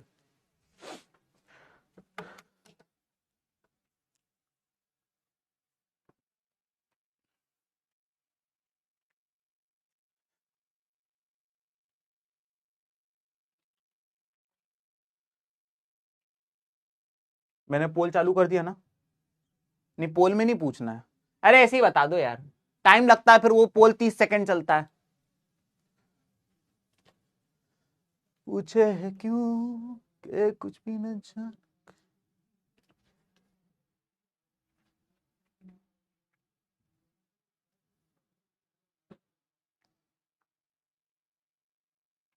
अरे आई लव यू टू यार मेरी जान। यार दोस्त अभी एंड नहीं हो पाएगा। अगर कोई बच्चा एंड अभी से लिख रहा है तो मैं आपको बता दूं अभी तो हमारी मजा आना शुरू हुआ है पढ़ाने में। अभी बहुत इंटरेस्टिंग टॉपिक्स हैं यार। क्यों तुम्हें बोरिंग लग रहा है क्या दोस्त? है बड़ा आया एंड। चलो भाई आगे बढ़ जाते हैं। चलो अगला टॉपिक बहुत शानदार, वो है net factor income from abroad. Sir ये क्या है भाई? ऐसी बात है दोस्त कि हमारे देश में जो पैसा कमाया जा रहा है वो सिर्फ जीडीपी से नहीं हो रहा है। मेरे कजिन भैया हैं, वो फ्लोरिडा में रहते हैं। अब वो जो पैसा कमा रहे हैं वहां पे डॉलर्स में, वो अपने देश में भी बेच रहे हैं, भेज रहे हैं। तो ये भी तो पैसा देश के अंदर आया। या फिर मान लेते हैं, क्योंकि मैंने आपको बताया ना इसमें सब कुछ हम विद इन द कंट्री बात कर रहे हैं, इसमें हम सब कुछ विद इन द कंट्री की बात कर रहे हैं। तो जो पैसा बाहर से आ रहा है उसका क्या? तो सबसे पहले मैं आप लोगों को एक चीज के बारे में बताना चाहता हूं जिसका नाम है एनआरआई। जितने बच्चे एनआरआई का फुल फॉर्म जानते हैं वो सारे के सारे बच्चे कमेंट में एनआरआई का फुल फॉर्म बता दो। अगर आपको नहीं पता है तब तक मैं लिख देता हूं। एनआरआई का फुल फॉर्म होता है non resident Indians. Non resident Indians यानी कि वो लोग जो है तो भारतीय, जिनके पास नागरिकता भारत की है, लेकिन वो बाहर के देश में रह के नौकरी कर रहे हैं। हो सकता है तुम्हारे घर में कोई ऐसा होगा जो ऑस्ट्रेलिया में काम कर रहा होगा, न्यूजीलैंड में काम कर रहा होगा, स्पेन में काम कर रहा होगा, यूनाइटेड किंगडम में काम कर रहा होगा, यूएसए में काम कर रहा होगा। तो वो सारे लोग जो बाहर के देशों में रह के काम कर रहे हैं लेकिन है अभी भी वो सिटीजन इंडिया के, उनको कहा जाता है एनआरआई। क्योंकि भारत में डबल सिटीजनशिप अलाउड नहीं है। अब जैसे अब अक्षय कुमार है, अक्षय कुमार कुछ समय पहले तक कनाडा का सिटीजन था, तुमको ये बात पता ही नहीं होगी। अब ये बात मुझे कंफर्म नहीं है, लेकिन मैंने ये भी सुना है कि आलिया भट्ट इंडिया की सिटीजन नहीं है, उनके पास यूके की सिटीजनशिप है। तो जब आप कहीं बाहर के देश में रहते हो और आप वहीं की सिटीजनशिप ले लेते हो कि मैं यहां वोटिंग करूंगी, यहां मैं वोटिंग करूंगा, यहां मैं यही प्रॉपर्टी खरीदूंगा, मेरे बच्चे भी अब यहीं रहेंगे, अब मैं इंडियन नहीं हूं, तो आप एनआरआई नहीं कहलाओगे। लेकिन अगर आप बाहर टेम्पररी रह रहे हो, आप इंडिया के सिटीजन हो लेकिन आप टेम्पररी बाहर रह रहे हो, आप पैसा कमा रहे हो, कुछ साल बाद आप वहां से कहीं और या फिर वापस भारत आने वाले हो, तो आप एनआरआई कहलाओगे। तो भारत के अंदर वो पैसा भी आ रहा है जो हमारे एनआरआईज हैं, जो हमारे पैसे एनआरआईज जो हैं ये बाहर से भारत के अंदर भेज रहे हैं, ये पैसा भी भारत में आ रहा है। ठीक है सर, ये पैसा भारत में आ रहा है, आपको वो दिख गया, लेकिन जो ये गोरे हमारे देश में कमा के बाहर भेज रहे हैं उसका क्या? बिल्कुल ये भी तो हो रहा है। मैं एक सिंपल एग्जांपल से बता देता हूं। इंडियन प्रीमियर लीग आईपीएल होता है, चौका पड़ता है तो वो दीदियां ऐसे ऐसे करके डांस करती हैं, छक्का पड़ता है तो वो दीदियां ऐसे ऐसे करके डांस करती हैं। तो वो जो दीदियां हैं वो इंडियन नहीं है, वो है बाहर की। हो सकता है वो फ्रांस की, हो सकता है वो रशिया की, हो सकता है वो यूएसए की, हो सकता है वो ऑस्ट्रेलिया की हो। तो ये भारत आती हैं, साल में एक बार आती हैं, आईपीएल का सीजन होता है, उसमें वो चीयर लीडिंग करती हैं, उससे वो पैसा बनाती हैं और वो पैसा बना के वो बाहर चली जाती है। ये पैसा देश के बाहर जा रहा है। तो ये जो पैसा, ये एनआरआईज, ये जो पैसा विदेशियों ने देश में कमाया, ये पैसा देश के बाहर जाने वाला है। तो सर ये तो दिक्कत वाली बात हो गई। ये वाला पैसा देश में आ रहा है और ये वाला पैसा देश से जा रहा है। तो आपको भी ये बात पता है कि ये वाला पैसा ज्यादा है। बहुत सारे इंडियंस, आज आप कहीं भी चले जाइए आपको इंडियन हर जगह देखने को मिल जाएंगे। ये जो पैसा भारत में आ रहा है इसकी वैल्यू ज्यादा है। बहुत चंद वो लोग हैं फॉरेनर जो यहां पे रह रहे हैं। क्लियर हो गया? तो आप क्या करिए, इन दोनों को माइनस कर दीजिए। ये जो पैसा बाहर से आ रहा है और जो पैसा थोड़ा बहुत देश से बाहर जा रहा है, इन दोनों को जब आप माइनस कर देते हो तो इससे पता चलता है देश का कितना फायदा हुआ, और उसको कहा जाता है net factor income from abroad, यानी NFIA, net factor income from abroad, NFIA. Clear हो गया? यहां तक समझ में आ गया? NFIA, net factor income from abroad. ठीक है? तो जब हम नेशनल इनकम की बात करते हैं, हम जब नेशनल इनकम की बात करते हैं, तो नेशनल इनकम निकालने का बस एक सिंपल सा तरीका मैं आप लोग को बताना चाहता हूं। पहली बात, देश के अंदर जो फायदा हुआ, जो देश के अंदर प्रोडक्शन हुआ, वो गिन ले, यानी कि जीडीपी गिन ले। क्योंकि जीडीपी के अंदर प्राइमरी, सेकेंडरी और टर्शरी तीनों ने विद इन द कंट्री, तीनों ने विद इन द कंट्री जो बनाया है,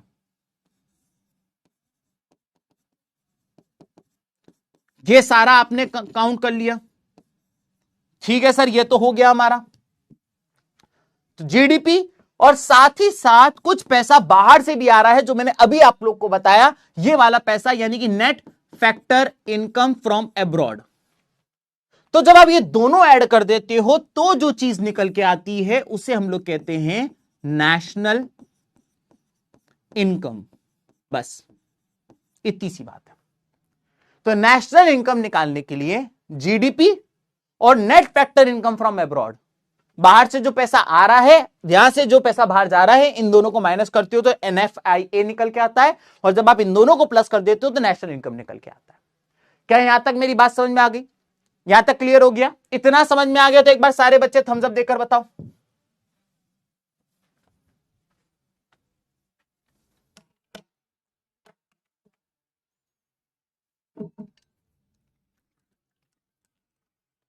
हैप्पी संडे अंश।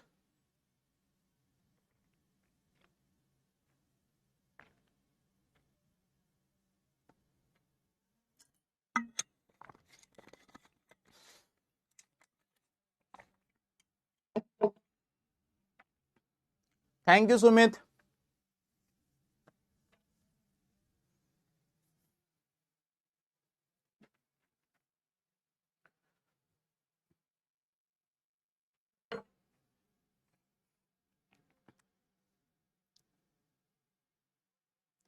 सर कल भी क्लास है? बिल्कुल बेटा, कल भी क्लास है। Thank you Jasmine, thank you बेटा, thank you so much. Result देखते हैं। 94% बच्चों को यह समझ में आ गया है, जो कि हमारे लिए एक सक्सेस है। अभी तक जितना पढ़ाया, इतना समझ में आया कि नहीं आया, इसको चेक करने का एक सिंपल सा तरीका है, कुछ एमसीक्यूज। ये जो क्वेश्चन है ये सीबीएसई 2019 में पूछ चुका है, इसलिए आपके लिए इंपॉर्टेंट है। मैंने आपको शुरुआत में बता दिया था कि आपसे या तो डिफरेंस पूछ लेगा प्राइमरी, सेकेंडरी या टर्शरी, या तो आपको एक क्वेश्चन दे देगा और बोलेगा कि बताइए ये नीचे दिए गए ऑप्शन में से टर्शरी सेक्टर का पार्ट कौन सा है। देखो, which of the following belongs to tertiary sector. चार ऑप्शन है, your time starts now. Tertiary sector से क्या बिलोंग करता है?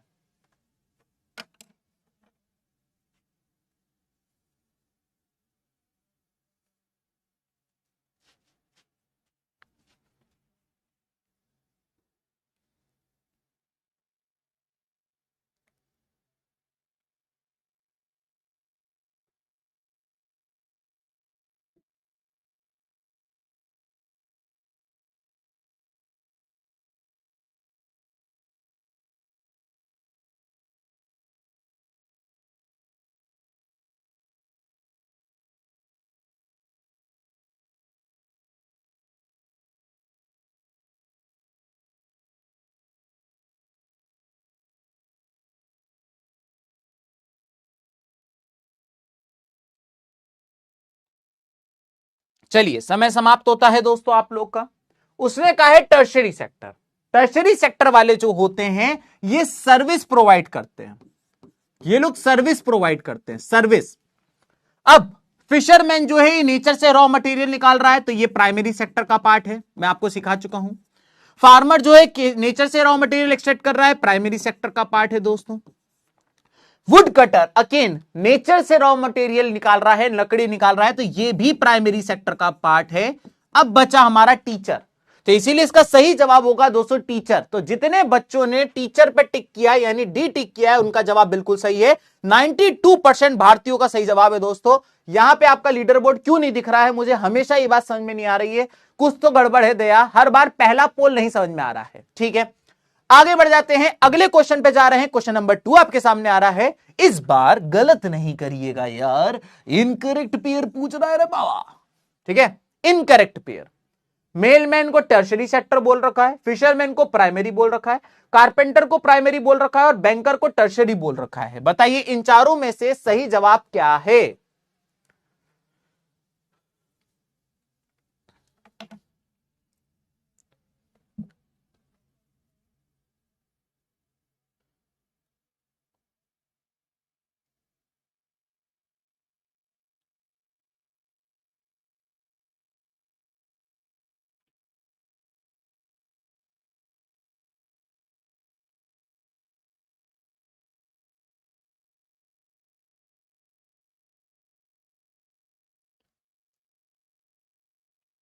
हैरान हूँ कि कुछ भी न मांगू कभी मैं, जो तुम मेरे हो। ऐसा हो क्यों कि लगता है हासिल सभी मैं, जो तुम मेरे हो। हाँ भाई, देखिए, तो जैसा कि आप लोग देख पा रहे हैं, यहां पर ये जो जितने भी एग्जाम्पल दे रखे हैं, इसमें अपन कुछ चीजें पहले देख लेते हैं, which is correct. Banker tertiary sector का पार्ट है, बिल्कुल सही कह रहा है। मेलमैन टर्शियरी सेक्टर का पार्ट है, बिल्कुल सही कह रहा है। फिशरमैन प्राइमरी सेक्टर का पार्ट है, बिल्कुल सही कह रहा है। कारपेंटर प्राइमरी सेक्टर का पार्ट नहीं है, ठीक है, क्योंकि कारपेंटर नेचर से मिलने वाले रॉ मटेरियल यानी कि लकड़ी को एक फिनिश प्रोडक्ट में कन्वर्ट कर रहा है, इसलिए इसका सही जवाब होगा सी। जितने बालकों ने सी कहा है उनका जवाब बिल्कुल सही है। तो जितने बच्चों ने सी कहा है उनका जवाब सही है। 72% बच्चों ने सी कहा है। ये हमारे टॉप 10 बच्चे हैं, ठीक है। एक बच्चे ने अपने नाम के आगे लिख रखा है ऋतिक सर का बबुआ, बहुत ही शानदार। आगे बढ़ जाते हैं दोस्तों। अगला, इस बार हमें करेक्ट पेयर मैच करना है। आपका समय शुरू होता है अब। थोड़ा स्पीड बढ़ाते हैं दोस्तों, समय की कमी है हमारे पास।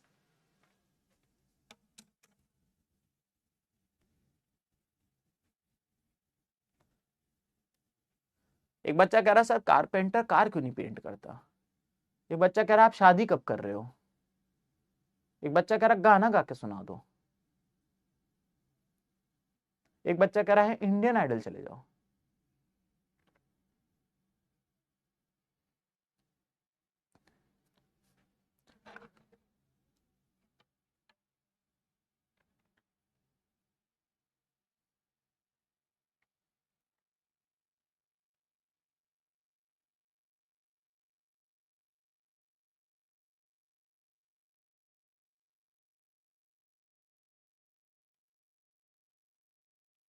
चलिए, इस वाले क्वेश्चन की बात करें, primary sector flower cultivator, secondary sector milk vendor, tertiary sector fisherman और मैन्युफैक्चरिंग सेक्टर गार्डनर, ठीक है। आपके सामने यहां पे 4 ऑप्शन दे रखे हैं। सही जवाब है प्राइमरी सेक्टर फ्लावर कल्टीवेटर, यानी कि जो फ्लावर उगाता है वो प्राइमरी सेक्टर का पार्ट है, क्योंकि फ्लावर आप नेचर से उगाओगे ना दोस्त।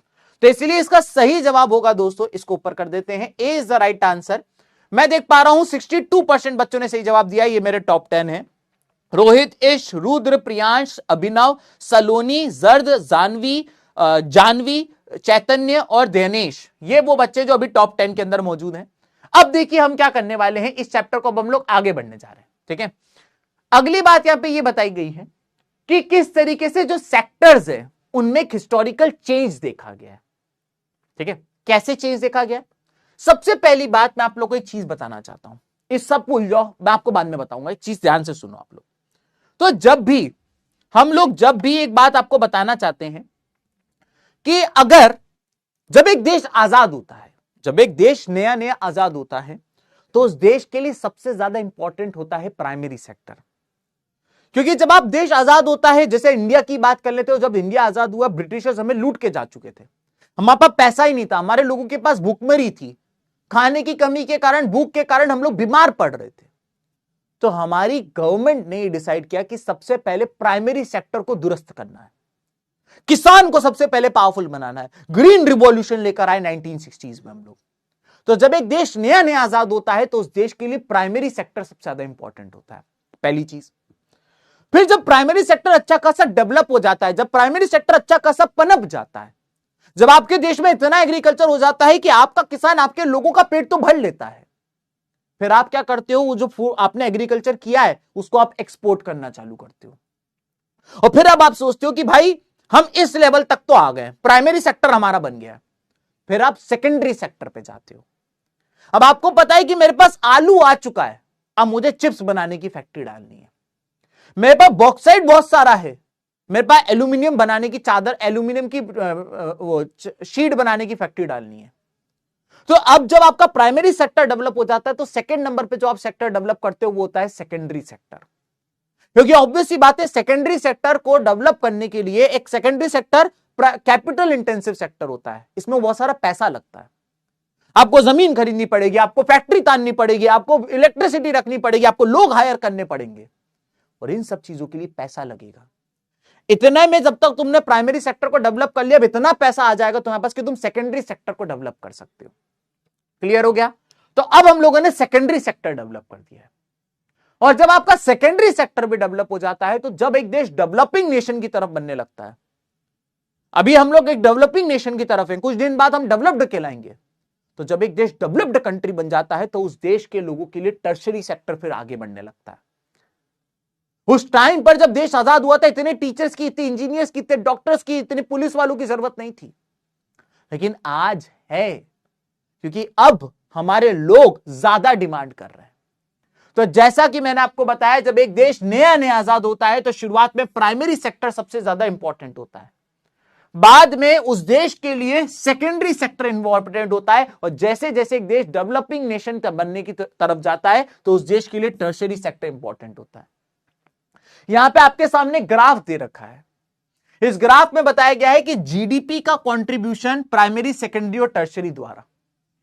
तो अगर आप इस ग्राफ को ध्यान से देखें मेरे बालकों, तो आप यहां पे ये पाओगे कि 1973 से 74 के बीच में बात करें, तो आप देखो तीनों मिलके भी देश की जीडीपी हमारी इतनी सी थी, और उसमें अगर आप देखोगे तो उस टाइम पे सबसे ज्यादा कंट्रीब्यूशन हमारे देश में प्राइमरी सेक्टर का था, सेकंड नंबर पे कंट्रीब्यूशन हमारे देश में टर्शरी सेक्टर का था, और थर्ड नंबर पे हमारे देश में कंट्रीब्यूशन सेकेंडरी सेक्टर का था।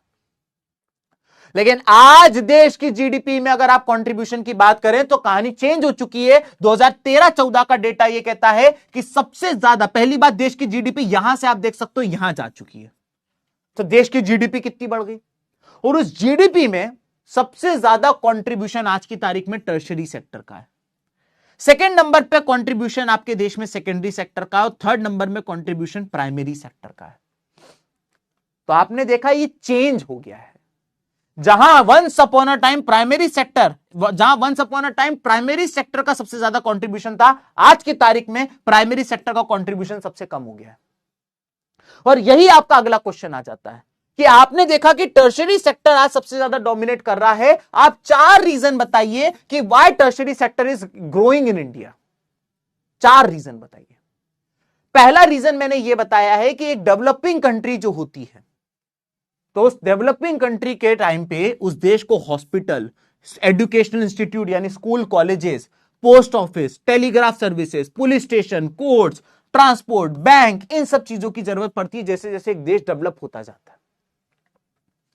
जब हम आजाद हुए थे, तो क्या था, एक सिंपल सी बात थी। जब हम आजाद हुए थे तो देश में पॉपुलेशन कम थी, 40 करोड़ के आसपास हम लोग थे। उन 40 करोड़ में से भी 1-2 करोड़ लोग थे जो पढ़ने में इंटरेस्टेड थे। उन 1-2 करोड़ लोगों के लिए, 1 करोड़ की भी बात ज्यादा हो गई, मैं तो कह रहा हूं कुछ लाख लोग थे जो पढ़ने में इंटरेस्टेड थे। उन कुछ लाख लोगों को पढ़ाने के लिए कुछ मुट्ठी भर टीचर्स का काम हो जाता था। आज देश की पॉपुलेशन 140 करोड़ हो चुकी है। इन 140 करोड़ में से ज्यादातर लोग पढ़ना लिखना चाहते हैं, अपने बच्चों को पढ़ाना लिखाना चाहते हैं। तो अब टीचर्स की डिमांड ज्यादा है, और टीचर्स कौन से सेक्टर में आते हैं, टर्शरी। तो जब पॉपुलेशन बढ़ेगी तो डिमांड बढ़ेगी, और उनकी सर्विस को, डिमांड को पूरा करने के लिए टर्शरी सेक्टर बढ़ेगा। जब देश आजाद हुआ था तब ज्यादा स्कूल, हॉस्पिटल्स ये सब नहीं थे, आज ज्यादा है। तो इसीलिए टर्शरी सेक्टर एक तो सबसे ज्यादा ग्रो कर रहा है। दूसरा रीजन टर्शरी सेक्टर क्यों ग्रो कर रहा है कि जैसे जैसे एग्रीकल्चर सेक्टर और इंडस्ट्री सेक्टर बढ़ेगा, टर्शरी सेक्टर की भी डिमांड बढ़ेगी। सर सेकंड पॉइंट नहीं समझ में आया, मैं बताता हूं।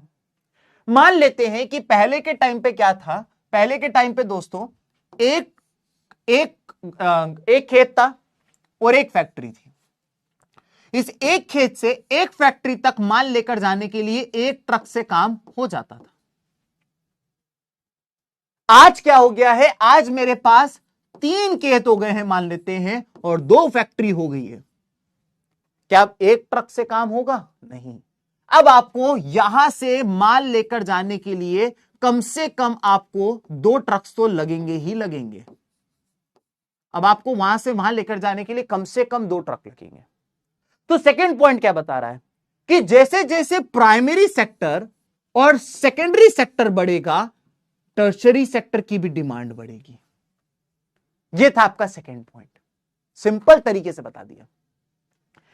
तीसरा पॉइंट यहां पे ये लिखा हुआ है कि जैसे जैसे लोगों की इनकम बढ़ती है, लोगों की डिमांड्स बढ़ती है।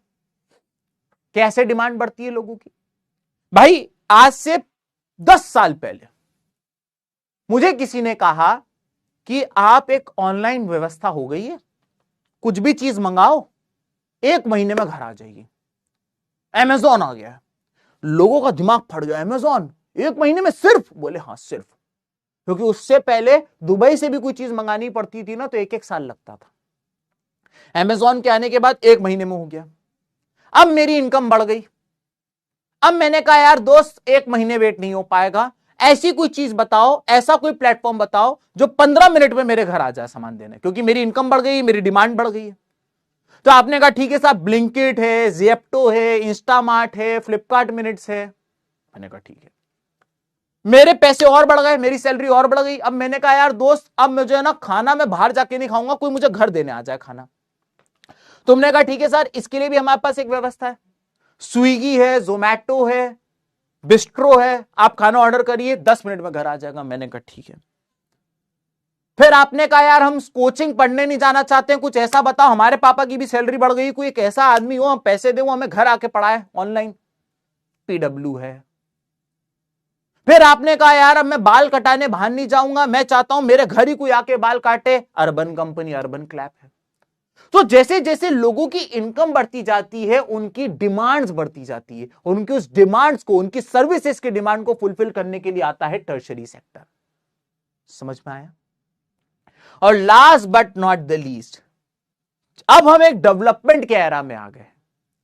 अब हमारा एक ऐसा सामान आ गया, अब हमें सॉफ्टवेयर, अमेजॉन, फ्लिपकार्ट, ये सब ई कॉमर्स कंपनी है, इंटरनेट से चलने वाली कंपनी है, चैट जीपीटी, जेमिनी, ग्रोक, ये सारी चीजों को चलाने के लिए टर्शरी सेक्टर चाहिए।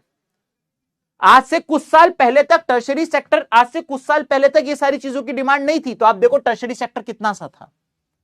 लेकिन आज की तारीख में इतनी ज्यादा डिमांड हो गई और आप देख सकते हो टर्शरी सेक्टर कितना ग्रो कर गया। तो जैसा कि मैंने आप लोगों को बताया दोस्तों, क्या बताया मैंने आप लोग को? थोड़ी देर पहले मैंने आपको यह बताया कि टर्शरी सेक्टर ने सबसे ज्यादा ग्रोथ ली है। क्यों ग्रोथ ली है? उसके ये 4 रीजन है। क्वेश्चन बहुत इंपॉर्टेंट है, 2004 में आ चुका है, 15 में आ चुका है, 19 में आ चुका है, 20 में आ चुका है, इस साल आने के चांसेस हैं। ये very very very important question है, इसको रट के जाइएगा दोस्तों। मुझे बहुत सारे बच्चे इंस्टाग्राम पे मैसेज करते हैं कि सर इंपॉर्टेंट क्वेश्चंस बता दो। मैं कभी कभी ये सोचता हूं कि मेरे को पीपीटी बनाने में रात के सुबह के 4 साढ़े 4 बज जाता है, फिर मैं सोने जाता हूं, 11 साढ़े 11 बजे मैं सो के उठ जाता हूं, पीपीटी को पढ़ना स्टार्ट करता हूं, उसकी प्रूफ रीडिंग करना स्टार्ट करता हूं, थोड़ा सा एक्स्ट्रा पढ़ना पड़ता है उसके लिए। 3 बजे से मैं क्लास लेने आ जाता हूं, 8-9 बजे तक मैं क्लास लेता हूं, घर जाता हूं तो मुझसे कह रहा हूं क्वेश्चन बता दो। ये क्लास में बता तो रहा हूं, इसको पढ़ो, ठीक है? ये तुम्हारे लिए इंपॉर्टेंट है। डन, चलो आगे बढ़ते हैं। अगला क्वेश्चन जो इस पार्ट से पूछा जा सकता है कि ये बताइए कि सबसे ज्यादा लोग कहां एम्प्लॉयड हैं और क्यों एम्प्लॉयड है। अगर आप एम्प्लॉयमेंट की बात करें तो माना टर्शरी सेक्टर का देश की जीडीपी में सबसे ज्यादा कंट्रीब्यूशन है। यानी कि अगर मैं आपसे एक सिंपल सी बात बोलूं कि अगर आपसे बोले कोई कि जीडीपी में सबसे ज्यादा कंट्रीब्यूशन कौन करता है देश की जीडीपी में, तो जीडीपी में सबसे ज्यादा कंट्रीब्यूशन टर्शरी सेक्टर करता है। और अगर मैं आपसे पूछूं सबसे ज्यादा एम्प्लॉयमेंट कौन जनरेट करता है, जिसमें सबसे ज्यादा लोग नौकरी कर रहे हैं, सबसे ज्यादा एम्प्लॉयमेंट, तो इसका सही जवाब है प्राइमरी सेक्टर। इस क्वेश्चन का पहला पार्ट ही यही था कि सबसे ज्यादा लोग कहां एम्प्लॉयड हैं, प्राइमरी सेक्टर के अंदर एम्प्लॉयड है। अब इसका दूसरा पार्ट सुनिए, क्यों यहां पर सबसे ज्यादा लोग एम्प्लॉयड है। इसका पहला रीजन समझो। टर्शरी सेक्टर देखो यहां पे साफ साफ लिखा हुआ है सबसे ज्यादा लोग एम्प्लॉयड हैं प्राइमरी सेक्टर में। ऐसा क्यों, आइए इसके बारे में समझते हैं। तो पहली चीज तो यह बात बताई गई है कि इंडिया की बहुत बड़ी रूरल पॉपुलेशन है, ठीक है? और ये जो रूरल पॉपुलेशन है, जो गांव में रहने वाले लोग हैं, इनके पास और कोई ऑप्शंस ही मौजूद नहीं। गांव में कोई फैक्ट्री इंडस्ट्री नहीं है तो वो सेकेंडरी सेक्टर में नहीं जा पा रहे हैं। गांव में ना स्कूल, ना कॉलेज, ना हॉस्पिटल, ना पुलिस स्टेशन, कुछ भी नहीं है तो वो टर्शरी सेक्टर में नहीं जा पा रहे हैं। तो उनके पास सिर्फ एक ही ऑप्शन रहता है कि उनके गांव में जो जमीन है, उनके गांव में जो तालाब है, उसी नेचुरल रिसोर्सेस का इस्तेमाल करके वो पैसा बनाए। इसीलिए गांव के आज भी देश के ज्यादातर लोग गांव में रहते हैं और वो लोग अपनी जमीन पे डिपेंडेंट है। दूसरी बात यहां पे ये बताई गई है कि एग्रीकल्चर और एग्रीकल्चर से रिलेटेड सेक्टर, यानी जो प्राइमरी सेक्टर होता है, वहां पे कोई हाईली एडवांस टेक्नोलॉजी, बहुत ज्यादा नॉलेज, बहुत ज्यादा लिटरेसी, ज्ञान, इन सब की जरूरत नहीं है। और अनफॉर्चुनेटली हमारे देश की आज भी बहुत सारी पॉपुलेशन ऐसी है जो पढ़ी लिखी नहीं है। अगर आपको सेकेंडरी सेक्टर में काम करना है या टर्शरी सेक्टर में काम करना है तो आपका पढ़ा लिखा होना, आपका स्किल्ड होना, आपका स्कूल जाना, आपके पास मार्कशीट होना जरूरी है। प्राइमरी सेक्टर में काम करने के लिए ये सब नहीं चाहिए। कुल्हाड़ी चलाना आती है, सामान उठाना आता है, आप इतना कर सकते हो। तीसरा और अंतिम पॉइंट यहां पे ये बताया गया है कि other sectors like secondary and tertiary sectors require more investment, technology and skill. इसको मैं आपको ऐसे भी समझा सकता हूं कि अब एक सिंपल सी बात समझो, अभी इस समय ऑन एन एवरेज मुझे हो सकता है कि करीब 50,000 के आसपास बच्चा देख रहा होगा। ठीक है, समय हो रहा है संडे का 8:21। मेरे मोबाइल में गाने क्यों बज रहे हैं मुझे ये नहीं पता था। समय हो रहा है संडे का 8:21 और मुझे ऑन एन एवरेज 50,000 बालक देख रहा है। ठीक है, ये जो 50,000 बालक देख रहा है, इस 50,000 बालक को मैं अकेला पढ़ा रहा हूं, अकेला पढ़ा रहा हूं। तो टर्शरी सेक्टर में क्या होता है, आपको बहुत सारे लोग रखने की जरूरत नहीं है। मैं टर्शरी सेक्टर का पार्ट हूं, मैं अकेला 50,000 पढ़ा सकता हूं। समझ में आया तुमको? तो टर्शरी सेक्टर वाले ज्यादा लोगों को इसलिए नौकरी पे नहीं रखते क्योंकि वो एक आदमी जो काम करेगा उससे उनका पूरा काम हो जाएगा। मल्टीपल लोग रखने की जरूरत नहीं है। प्राइमरी सेक्टर में क्या होता है, इतना बड़ा खेत है, मैं अकेला पूरा खेत नहीं चला सकता हूं। मैं अकेला इतने बड़े खेत में काम नहीं कर सकता हूं जिसमें 500 लोगों के लिए अनाज उग रहा है। 500 छोड़ो, 50 लोगों के लिए अनाज उग रहा है, मैं उतना 50 छोड़ो 10 लोगों की भी बात कर लूं तो मैं अकेला नहीं काम कर सकता हूं। तो वो एक लेबर इंटेंसिव काम है, उस काम को करने के लिए लोग और बल दोनों चाहिए।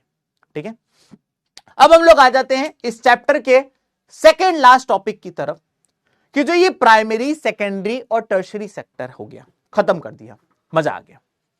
अब हम क्या करने वाले हैं, एम्प्लॉयमेंट क्या होता है और एम्प्लॉयमेंट क्या अलग अलग पार्ट्स क्या होते हैं। सबसे पहली बात करते हैं एम्प्लॉयमेंट का मतलब क्या होता है। एम्प्लॉयमेंट का मतलब होता है जब आप कोई ऐसा पेड काम कर रहे होते हो जिसके बदले तुमको पैसा मिल रहा है और तुम देश की जीडीपी में कंट्रीब्यूट करते हो तो उसे एम्प्लॉयमेंट कहते हैं। यानी हर वो इंसान जो कमाना चाहता है, उसके पास जॉब है, वो पैसा कमा रहा है और वो देश की जीडीपी में कंट्रीब्यूट कर रहा है। तो सबसे पहली बात, हर वो इंसान जो कमाना चाहता है, उसके पास जॉब है, जो देश की जीडीपी में कंट्रीब्यूट कर रहा है, वो आदमी एम्प्लॉयड कहलाएगा, उसके पास रोजगार है। समझ गया मेरी बात को? अब मान लेते हैं कि तुम हो, अब मैं ये तो एम्प्लॉयड की एग्जांपल हो गया। सर ये अनएम्प्लॉयड कौन होते हैं?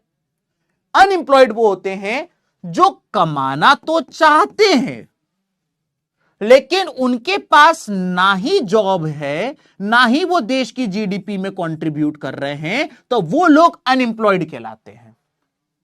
वो लोग अनएम्प्लॉयड कहलाते हैं। अब मेरा एक दोस्त है, ठीक है, या मैं तुम्हारी बात कर लेता हूं, क्या तुम अनएम्प्लॉयड हो? क्या तुम बेरोजगार हो? क्या मैं तुम्हारे सामने ऐसे कर सकता हूं, ओए ओए बेरोजगार? नहीं कर सकता हूं। पूछो क्यों? क्योंकि तुम कमाना चाहते ही नहीं हो। पहली सिचुएशन ही तुम्हारी आउट है। तुम अभी पढ़ना चाहते हो, तुम अभी चैट करना चाहते हो, तुम अभी स्नैपचैट पे कुत्ते का चेहरा लगा के ऐसे करना चाहते हो। तो जैसा कि मैंने आप लोगों को बताया कि आप अनएम्प्लॉयड नहीं हो क्योंकि पहला ही पॉइंट, अभी आपके अंदर वो विल ही नहीं है। आपके पास जॉब नहीं है माना, आप देश की जीडीपी में कंट्रीब्यूट नहीं कर रहे हो माना, लेकिन अभी आप विल कमाना चाहते ही नहीं हो। वहीं मेरा एक दोस्त है जिसका नाम है आशुतोष। ये वीडियो आशुतोष तक नहीं जानी चाहिए। अब वो बेचारा वो कमाना चाहता है लेकिन उसके पास ना नौकरी है और जिसके कारण वो देश की जीडीपी में कंट्रीब्यूट नहीं कर रहा है, तो वो अनएम्प्लॉयड है। चिढ़ाऊंगा मैं उसको भी नहीं, गलत बात है बेटा, ऐसा नहीं करना चाहिए, ठीक है। अब तीसरी कैटेगरी आती है डिस्गाइज्ड अनएम्प्लॉयमेंट। सर ये कहा हुए है बेटा, डिस्गाइज्ड का मतलब होता है हिडन। डिस्गाइज्ड का मतलब होता है हिडन। डिस्गाइज का मतलब क्या होता है? डिस्गाइज का मतलब होता है हिडन। तो अगर अब देखो, दूर से देखने पे आपको क्या लग रहा है? दूर से देखने पे आपको यह लग रहा है कि भाई, मैं आपको एक एग्जांपल देता हूं। यहां पर आप एक खेत देख पा रहे हो, ठीक है, और इस खेत के अंदर मान लेते हैं कि 3 लोग काम करते हैं। यहां पर आप एक खेत देख पा रहे हो और इस खेत के अंदर आप देख सकते हो कि 3 लोग काम कर रहे हैं। एक ये है जिनका नाम है कमला। कोई और कलर के पेन से बताता हूं मैं तुम लोग को, कोई और कलर के पेन से बता दूं। अगर तुमने ये जो लोग लिख रहे हैं सेंड टू आशुतोष, भाई याद रखना, श्राप दे दूंगा, श्राप दे दूंगा, मैं तुमको सच बता रहा हूं, मैं श्राप दे दूंगा अगर तुमने आशुतोष तक ये वीडियो पहुंचा दी। पहुंचाओगे ही कैसे? तुमको पता ही नहीं है कौन है, सरनेम तो बताया ही नहीं और मेरी प्रोफाइल में एडेड भी नहीं है, कहां तक पहुंचोगे? तो जैसा कि मैंने आप लोग को बताया, यहां पर आप एक एग्जाम्पल देख सकते हैं। ये है कमला, ये है पुष्पा और ये इनका बच्चा है रामू। सर ऐसा कैसा नाम रखा इन्हें रामू? अरे यार तुम कैसे जज कर रहे हो यार, कैसे लोग हो तुम लोग। तो जैसा कि मैंने आप लोग को बताया कि इस खेत में रामू को तो चलो अपन हटाई देते हैं, रामू को तो चलो अपन हटाई देते हैं। इस खेत में कमला और पुष्पा, ये 2 लोग काम करते थे। खेत इतना ही बड़ा था कि इन 2 लोगों के काम से इनका काम हो जाता था और इनकी फैमिली को इन दोनों के कंट्रीब्यूशन से 100 रुपए का फायदा, 100 रुपए की मंथली इनकम होती थी। अब पुष्पा अपने घर के बाकी लोग को बोलती रही कि पढ़ाई लिखाई कर लो, स्किल एक्वायर कर लो, पढ़ाई लिखाई कर लो, स्किल एक्वायर कर लो, लेकिन बच्चों ने पढ़ाई लिखाई करी नहीं। अब जब बच्चे बड़े हुए तो क्योंकि उन्होंने पढ़ाई लिखाई नहीं करी, उन्होंने स्किल एक्वायर नहीं करी, तो बड़े होने के बाद उन बच्चों को भी इसी खेत में काम करना पड़ा। अब इस खेत में आप देख सकते हो कि अब जिस खेत में पहले 2 लोग काम करते थे, अब उसी खेत के अंदर 1 2 3 4 5 लोग काम कर रहे हैं। अब पहले भी उस पूरे खेत पे खेती करने के बाद 100 रुपए की इनकम हो रही थी, लेकिन अब इस खेत में 5 लोग भी मिल जाएं तो खेती तो पगले 100 रुपए की ही होगी, खेती थोड़ी बढ़ जाएगी। जमीन से जितनी फसल उगनी थी उतनी उगेगी ना। अब उससे 2 लोग उसमें खेती करें या 5 लोग मिलकर खेती करें, क्या फर्क पड़े है? समझे? अब तुम बाहर से जा रहे हो, तुमने कहा हो माय गॉड इनकी फैमिली में तो सब कमाने वाले। मैंने कहा कैसे? बोले देखो सर सब काम कर रहे हैं, 1 2 3 4 5 5 लोग काम कर रहे हैं, सबकी सब इंप्लॉयड है। लेकिन मैं आपको बताना चाहता हूं कि 5 लोग में से 3 लोग अनएम्प्लॉयड हैं, और वो भी कौन सा अनएम्प्लॉयड है? डिस्गाइज्ड अनएम्प्लॉयड है। क्योंकि वो जो 3 लोग हैं वो उनकी देश की, उनके फैमिली की इनकम नहीं बढ़ा रहे हैं। पहले भी 2 लोगों में भी फैमिली की इनकम 100 थी, 5 लोगों में भी फैमिली की इनकम 100 है। तो जो बाकी के 3 लोग काम कर रहे हैं उनकी फैमिली में कोई कंट्रीब्यूशन नहीं है। इसकी जगह अगर ये बाहर चले जाते, ये पंचर की दुकान लगा लेता, ये जाके दिहाड़ी कर लेता, ये जाके मान लीजिए पान की गुमटी लगा लेता, तो अगर सब 10-10 रुपए भी कमाते ना तो फैमिली की इनकम 100 से बढ़कर 130 हो जाती। तो डिस्गाइज अनएम्प्लॉयमेंट का मतलब क्या होता है? डिस्गाइज अनएम्प्लॉयमेंट का मतलब होता है, 2 तरीके से समझें। पहला, जब उस काम को करने के लिए जितने लोग चाहिए उससे ज्यादा लोग जब वो काम कर रहे होते हैं तो उसे डिस्गाइज अनएम्प्लॉयमेंट कहते हैं। इस काम को करने के लिए सिर्फ 2 लोग चाहिए थे, कर कितने लोग रहे? 5 लोग। डिस्गाइज अनएम्प्लॉयमेंट, वो 3 लोग डिस्गाइज अनएम्प्लॉयमेंट का पार्ट है। दूसरा, जब आपकी कैपेबिलिटी इतनी हो और आप अपनी कैपेबिलिटी के नीचे का काम कर रहे होते हो, तो आप काम तो कर रहे हो, आप एम्प्लॉयड तो हो, लेकिन तब भी आप डिस्गाइज अनएम्प्लॉयड कहलाओगे। अब मैंने इतनी पढ़ाई लिखाई करी, इतनी पढ़ाई लिखाई करने के बाद मैं अगर झाड़ू लगाऊं और झाड़ू लगा के पेट पालूं अपने परिवार का, तो क्या मैं अनएम्प्लॉयड हूं? नहीं सर, आप तो काम कर रहे हो, भले झाड़ू लगा रहे हो, लेकिन मैं इस लेवल का काम कर सकता था और मैं कर इस लेवल का रहा हूं। तुम लोगों ने 12वीं फेल मूवी देखी होगी, उसमें वो जो कैरेक्टर था, वो कैरेक्टर जब वो पढ़ने आता है दिल्ली तो वो लाइब्रेरी की टॉयलेट तक साफ करता है, लेकिन तब भी वो लड़का पढ़ाई करता है 6 साल। क्यों? क्योंकि उसको पता है कि वो इस कैपेबिलिटी का काम कर सकता है और अभी वो इस कैपेबिलिटी का काम कर रहा है। क्लियर हो गया? तो दो चीजें, जब किसी काम को करने के लिए जितने लोग चाहिए उससे ज्यादा लोग अगर काम कर रहे होते हैं तो उसे डिस्गाइज अनएम्प्लॉयमेंट कहते हैं। दूसरी बात कि आप जिस कैपेबिलिटी का काम कर सकते थे लेकिन आप उससे नीचे की कैपेबिलिटी का काम कर रहे हैं तो उसको भी डिस्गाइज अनएम्प्लॉयमेंट कहते हैं। डन हो गई बात? अब एम्प्लॉयमेंट को क्रिएट करने के लिए 4 नंबर का क्वेश्चन यहां से आ जाता है, इसलिए इसको याद अच्छे से करेंगे हम लोग। एम्प्लॉयमेंट को क्रिएट करने के लिए सरकार क्या क्या कर रही है? बहुत बढ़िया, नाम भी बता दिया तुम लोगों ने, वेरी गुड। तो सबसे पहली बात, एम्प्लॉयमेंट को क्रिएट करने के लिए सरकार को ज्यादा से ज्यादा बैंक क्रेडिट देना होगा। गांव में एक आदमी है जो बेरोजगार है, सर ये बेरोजगार है तो अब सरकार क्या करे इसमें? सिंपल सी बात है, अगर वो आदमी बैंक में जाए और बैंक वाले उसको लोन दे दें तो वो लोन लेकर गांव में एक पान की गुमटी खोल लेगा, बीड़ी तंबाकू गुटखा बेच के पैसे बना लेगा, या फिर वो लोन लेकर गांव के अंदर एक इंटरनेट कैफे खोल लेगा जहां पे लोग आके इंटरनेट चला सकें, फेसबुक वगैरह चला सकें, या वो लोन लेकर उस लोन के पैसे से सिलाई मशीन खरीद लेगा और सिलाई मशीन से सिलाई कर करके पैसा बना सके। तो अगर बैंक वाले लोन देंगे तो इससे एक अनएम्प्लॉयड आदमी भी सेल्फ एम्प्लॉयड हो सकता है, वो खुद का काम शुरू कर सकता है। दूसरा तरीका है जनरेटिंग एम्प्लॉयमेंट। सिर्फ लोन देने से काम नहीं होगा। आप गांव में जाइए, आप गांव में जाके इस तरीके का आप सिलाई सेंटर खोल लीजिए। आप वहां पे जाके महिलाओं को सिलाई पहले सिखाओ और फिर वहां पे मशीन लगवा दो, वो आंटियां आए रोज सिलाई करें और रोज का उनको आप 100-150 रुपए दो और जो उन्होंने सिला उसको आप मार्केट में बेचो। या आप इस तरीके के इंटरनेट कैफेज खोल के उन बच्चों को पहले कंप्यूटर सिखाओ फिर उनको वहीं काम दे दो। तो आपको इस तरीके से एम्प्लॉयमेंट जनरेट करना पड़ेगा। अभी मैं इसके बारे में एक चीज बताऊंगा तुमको। और तीसरा है स्मॉल स्केल इंडस्ट्रीज में, गांव वगैरह में स्मॉल स्केल इंडस्ट्रीज बहुत अच्छी चल सकती है।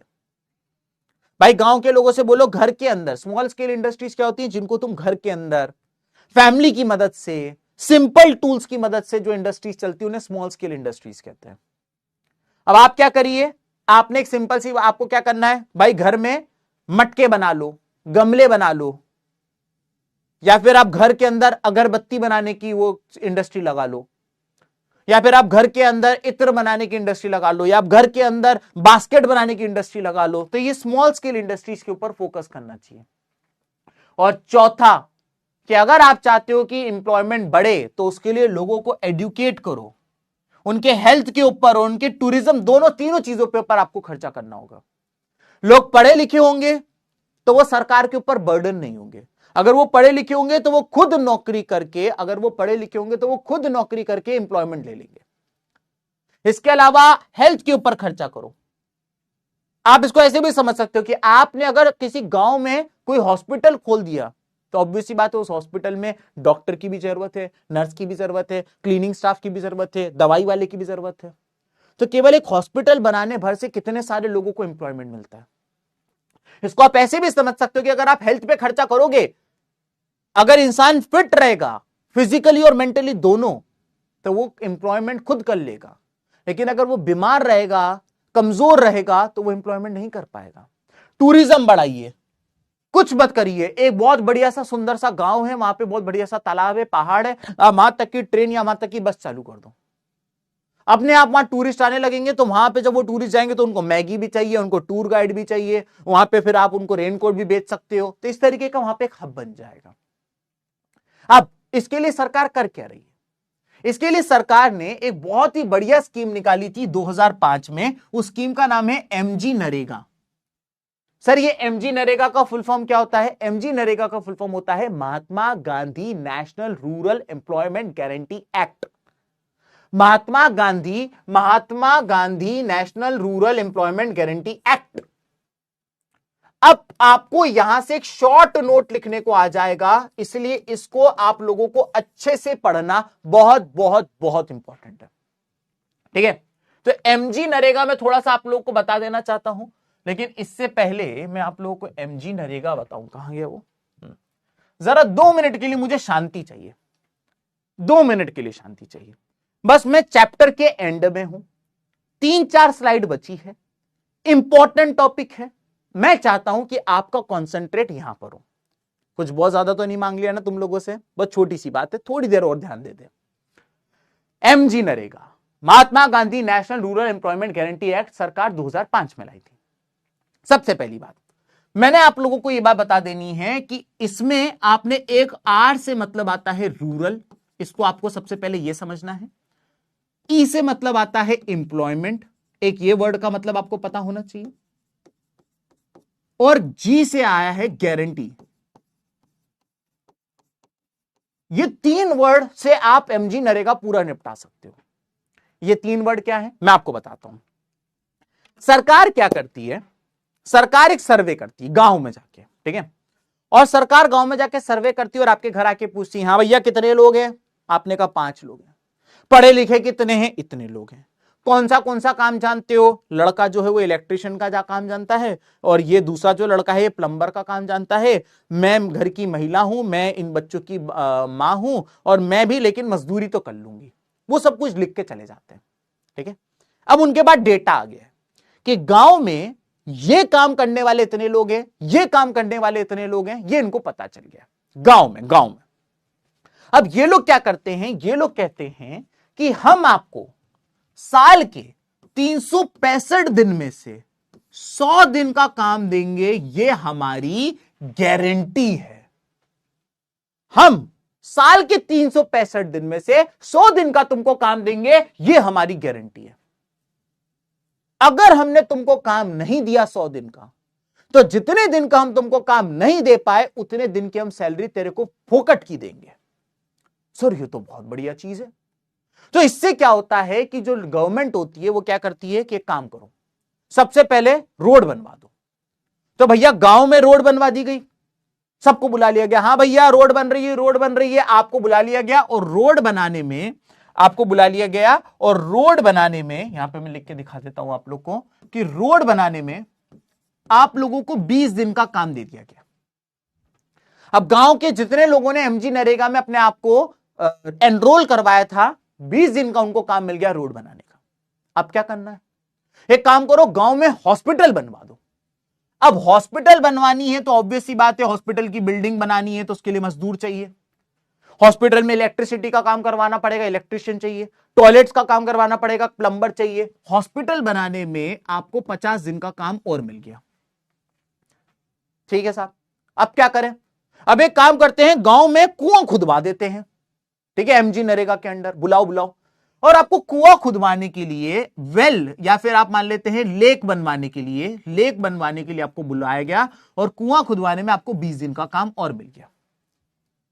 टोटल आपको अभी तक कितने दिन का काम मिल गया है, आपको टोटल काम मिल गया है 20, 50, 70 और 20, 90 दिन का आप लोगों को काम मिल गया है। सरकार ने कितना प्रॉमिस किया था, 100 दिन का। सरकार ने 100 दिन की प्रॉमिस करी थी, 90 दिन का तेरे को काम दे दिया है। और इसमें साफ कहा था कि हम तुम्हें गारंटी दे रहे हैं, तो जो बचे हुए 10 दिन हैं उसका तुम्हें अनएम्प्लॉयमेंट अलाउंस मिलेगा, बेरोजगारी भत्ता मिलेगा, फोकट का पैसा मिलेगा। तो इससे क्या होता है, गांव के लोगों को काम भी मिल जाता है, और सरकार कोई नहीं चाहती कि किसी को फोकट का पैसा देना पड़े, तो वो क्या करते हैं, जबरदस्ती उनको काम करवाना ही पड़ता है। तो इससे गांव में डेवलपमेंट भी होता है। तो Mahatma Gandhi national rural employment guarantee act 2005 में आया था, गांव के लोगों के लिए होता है, और इसमें गांव के आसपास ही आपको 100 दिन का काम प्रॉमिस किया जाता है। अगर 100 दिन का काम आपको नहीं दे पाती है सरकार, तो आपको अनएम्प्लॉयमेंट अलाउंस देती है, जितने दिन का काम वो आपसे नहीं लगा पाई, ठीक है। तो ये जो है ये बहुत ही बढ़िया राइट टू वर्क के लिए ये सब लेकर आया गया था, ठीक है। तो ये मैंने आपको एमजी नरेगा पूरा डिटेल में बता दिया। यहां पे एक बात मैं आप लोग को बता देना चाहता हूं कि यहां पे equal ways for equal work होता है। यानी ऐसा नहीं होता है कि अगर दिहाड़ी का काम है तो अगर मेल को 200 रुपए मिल रहे हैं तो फीमेल को भी 200 रुपए मिलेंगे, तो कोई डिस्क्रिमिनेशन नहीं है। इसमें राइट टू वर्क को सपोर्ट करती हुई चीज है। अगर आपको सरकार काम देगी 100 दिन का, लेकिन नहीं दे पाई तो अनएम्प्लॉयमेंट अलाउंस देगी, बेरोजगारी भत्ता देगी। इसके अलावा इसमें शेड्यूल कास्ट, शेड्यूल ट्राइब और महिलाओं को ज्यादा ध्यान दिया जाता है एमजी नरेगा पे कि इनको काम देना इंपॉर्टेंट है। इनफैक्ट 1/3 एमजी नरेगा के जो बेनिफिशियरीज हैं, यानी एमजी नरेगा में जो 1/3 लोग हैं वो महिलाएं हैं देश की। क्लियर हो गया? इसके अलावा एक आखिरी टॉपिक इस चैप्टर का जो बच जाता है वो है classification on the basis of working conditions. अब हम जितने भी सेक्टर है उनको हम दो ग्रुप में बांट सकते हैं, यानी आप जितनी भी नौकरी करते हो उसको आप दो ग्रुप में बांट सकते हो। एक आ जाता है ऑर्गेनाइज सेक्टर और एक आ जाता है अनऑर्गेनाइज सेक्टर। ठीक है, ये क्वेश्चन इंपॉर्टेंट है, ये डिफरेंस के रूप में तुमसे पूछ लेगा, इसलिए इसको याद कर लेना।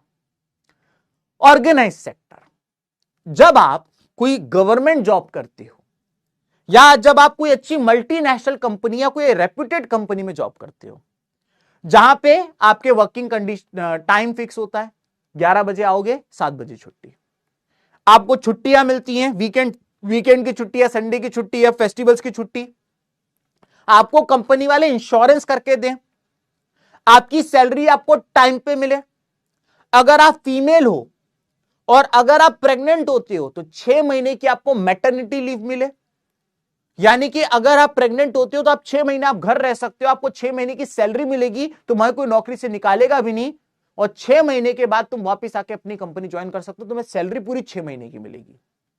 तो जब आपको इस तरीके के बेनिफिट्स मिलते हैं, जॉब सिक्योरिटी मिलती है, तो वो ऑर्गेनाइज सेक्टर का पार्ट होता है। लेकिन हमारे घर में काम करने वाले मेड्स, सर्वेंट, ठेला लगाने वाले लोग, मजदूर लोग, पेंटर लोग, कारपेंटर लोग, ये जो लोग होते हैं बेचारे, इनको इस तरीके की फैसिलिटीज नहीं मिलती हैं। तो जो ये लोग होते हैं इनके वर्किंग आवर्स भी फिक्स नहीं होते हैं, पता चला कभी 10 घंटा काम कर रहे हैं, कभी 20 घंटा काम कर रहे हैं, आज काम है कल काम नहीं है, ये भी बड़ी प्रॉब्लम है। कोई इंश्योरेंस नहीं मिल रहा है, सैलरी का भी कोई अते पते नहीं है, बीमार पड़ गए तो कोई सैलरी नहीं मिलने वाली है, कोई मैटरनिटी लीव नहीं मिलने वाली है। तो जब इस तरीके के जो लोग होते हैं उन्हें अनऑर्गेनाइज सेक्टर का पार्ट कहते हैं हम लोग। क्लियर हो गया? ऑर्गेनाइज सेक्टर में जो एम्प्लॉयर होता है, यानी जो नौकरी पर रखता है, और जो एम्प्लॉय होता है, यानी जो नौकरी करता है, वो प्रॉपर रूल्स एंड रेगुलेशन से बंधे होते हैं। मतलब मेरा एम्प्लॉयर मेरे लिए ये रूल सरकार ने बनाया, उसको ये रूल्स मानने पड़ेंगे, अगर नहीं मानेगा तो मैं केस कर दूंगा और कोर्ट कचहरी में उसको उलझा दूंगा। जैसे कि factory act, minimum wages act, ये सारी चीजें जो हैं इससे वो बंधा हुआ है। मालिक जो है उसको अपने अपने वर्कर्स के लिए सारी चीजें बनवानी पड़ेगी। यहां पे ऐसा कुछ भी नहीं है, ऐसे कोई रूल्स एंड रेगुलेशंस नहीं है। इसके बाद एक आ जाता है, अब यहां पे एक आखिरी टॉपिक पे हम आ जाते हैं कि भाई ये अनऑर्गेनाइज सेक्टर है, आपने जो बताया अभी सर, इनके साथ बड़ी प्रॉब्लम्स हैं, तो इन प्रॉब्लम्स को हम कैसे ठीक कर सकते हैं? तो सबसे पहला है कि भाई alternate sources of income generate करो। फॉर एग्जाम्पल, हमारे देश में से बहुत सारे लोग होते हैं जो सीजनल इंप्लॉयमेंट करते हैं। क्या करते हैं? सीजनल इंप्लॉयमेंट करते हैं। हमारे देश में से बहुत सारे लोग हैं, मतलब कोई पर्टिकुलर सीजन में वो पैसा कमाते हैं। फॉर एग्जाम्पल, मूर्तिकार हो गए। अब मूर्ति बनाने वाले जो लोग हैं नवरात्रि में मूर्ति बना लेंगे, गणेश जी का फेस्टिवल आता है उसमें मूर्ति बना लेंगे, फिर बाकी साल क्या करेंगे? या फिर मान लेते हैं मेरा राखी का काम है, साल में एक बार राखी आती है, बाकी महीने क्या करूंगा? मान लेते हैं मेरा पटाखे का काम है, दिवाली साल में एक बार आती है, मान लेते हैं शादी में पाकिस्तान के हारने पर पटाखे बिक गए, बाकी साल में क्या करूंगा? तो जो ऐसे लोग होते हैं जिनका कोई सीजन में सिर्फ काम होता है, बाकी टाइम वो बेरोजगार होते हैं, उसे सीजनल अनएम्प्लॉयमेंट कहते हैं। तो ऐसे लोगों के लिए सरकार को ऑल्टरनेट सोर्सेज ऑफ इनकम भी बनाने चाहिए कि जब तुम्हारा सीजन हो तब तुम ये काम करो, जब तुम्हारा सीजन नहीं हो तो तुम ये जाके काम कर लो। फॉर एग्जाम्पल, यहां पे लिखा हुआ है कि गवर्नमेंट अगर एक ये आइडल मेकर है, मूर्तिकार है, तो इसको तुम सप्लाई वेयर हाउस में इसको नौकरी दे दो जब इसका सीजन ना हो। या फिर अगर महिलाएं तो उनको आप सिलाई सिखा के जब इनका सीजन ना हो तो वो सिलाई से अपना घर चला सके। दूसरी बात बताइए, पब्लिक वर्कशॉप बनाइए। इन पब्लिक वर्कशॉप में गांव में जाके आपको एक पब्लिक वर्कशॉप करनी चाहिए, और इन पब्लिक वर्कशॉप के बाद आप लोगों को क्या करना चाहिए? लोगों को ट्रेनिंग देनी चाहिए।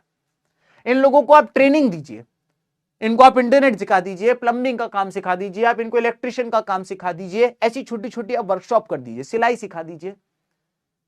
और फिर आप इस तरीके की स्कीम्स, एमजी नरेगा जैसी स्कीम्स के साथ आप उन लोगों को नौकरी पे भी रख सकते हो। इसके अलावा गवर्नमेंट को सब्सिडीज देनी चाहिए। सब्सिडीज का मतलब होता है टैक्स में एग्जेम्पशन, एग्जेम्पशन इन टैक्सेस, टैक्स पे आप एग्जेम्पशन दीजिए उनको, है ना। आप उनसे बोलिए कि ठीक है, अभी आप अनऑर्गेनाइज सेक्टर के हो, आपने मास्क बनाने की एक फैक्ट्री डाली है, हम आपसे टैक्स नहीं लेंगे, आप बढ़िया काम करिए, या हम आपसे टैक्स बहुत कम लेंगे, या फिर उनको हम loan come rate of interest पे दें। तो आप इस तरीके से भी ये काम कर सकते हैं। अगर आप ओनरशिप के हिसाब से बात करें तो आप दो सेक्टर में बांट सकते हैं, एक है पब्लिक सेक्टर और एक है private sector, as the name suggest. अगर आप सरकारी नौकरी करते हो, सरकारी नौकरी, तो वो हो जाती है पब्लिक सेक्टर का पार्ट। और जो पब्लिक सेक्टर होता है, जो सरकारी नौकरी होती है, उसका मेन उद्देश्य होता है सोशल वेलफेयर, समाज का भला करना। मतलब पुलिस का प्रॉफिट कमाना, अब वो बात अलग है कि आजकल क्या हो रहा है, लेकिन पुलिस का प्रॉफिट कमाना कभी से भी मोटिव नहीं था। समाज में सिक्योरिटी रहे, सेफ्टी रहे, सब लोग ठीक रहे, ये उनका काम है, सोशल वेलफेयर। लेकिन प्राइवेट सेक्टर वाले जो होते हैं, उनका समाज का वेलफेयर कोई मेन काम नहीं है, उनका काम है ज्यादा से ज्यादा प्रॉफिट उनको मिले। पब्लिक सेक्टर की कुछ एग्जांपल है, जैसे इंडियन रेलवे हो गया, इंडियन पोस्ट हो गया, LIC हो गया। प्राइवेट सेक्टर के कुछ पास है, रिलायंस हो गया, टाटा हो गया, अडानी हो गया, ठीक है।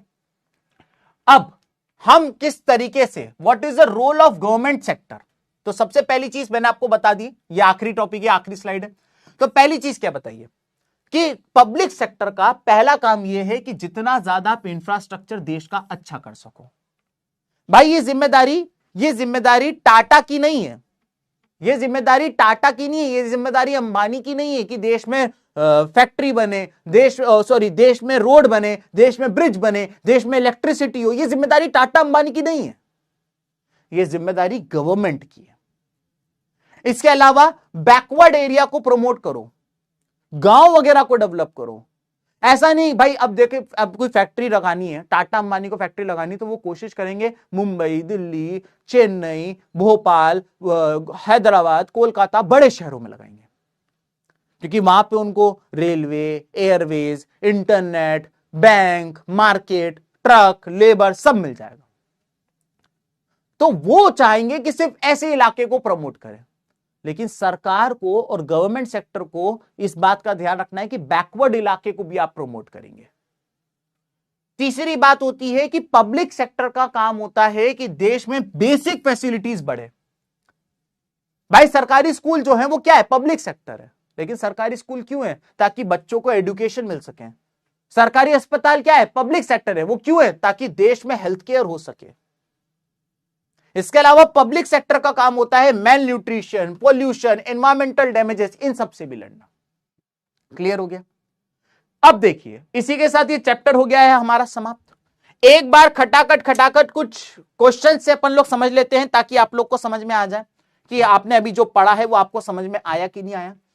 पहला क्वेश्चन आपके सामने, विच of the following sector shows the highest share of GDP in India. ये मैंने बताया था, गलत मत करना।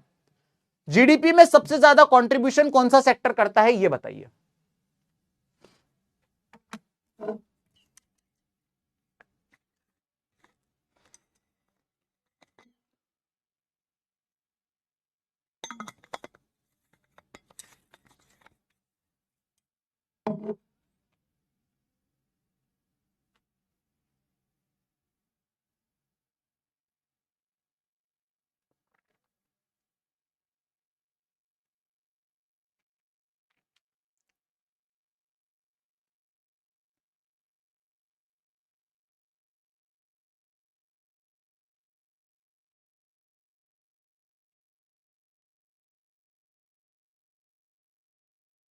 चलिए, तो जैसा कि मैंने आपको बताया था कि देश की जीडीपी में सबसे ज्यादा कंट्रीब्यूशन टर्शियरी सेक्टर का है। तो यहां पर आप देख सकते हैं 85% बच्चों ने सही बोला है। अगर उसने बोला होता कि सबसे ज्यादा लोग कहां काम करते हैं, अगर उसने कहा होता सबसे ज्यादा लोग कहां काम होते हैं, तो आप बोलते प्राइमरी सेक्टर। लेकिन कंट्रीब्यूशन बोला है, टर्शियरी सेक्टर इसका सही जवाब है। यहां पर एक वर्ड लिखा हुआ है क्वार्टरनरी सेक्टर। यह क्या होता है क्वार्टरनरी सेक्टर? वैसे तो तीन ही सेक्टर होते हैं, प्राइमरी, सेकेंडरी, टर्शियरी। अब जो टर्शियरी सेक्टर होता है उसमें से हमने एक सेक्टर और निकाला है जिसका नाम है क्वार्टरनरी, चौथा सेक्टर।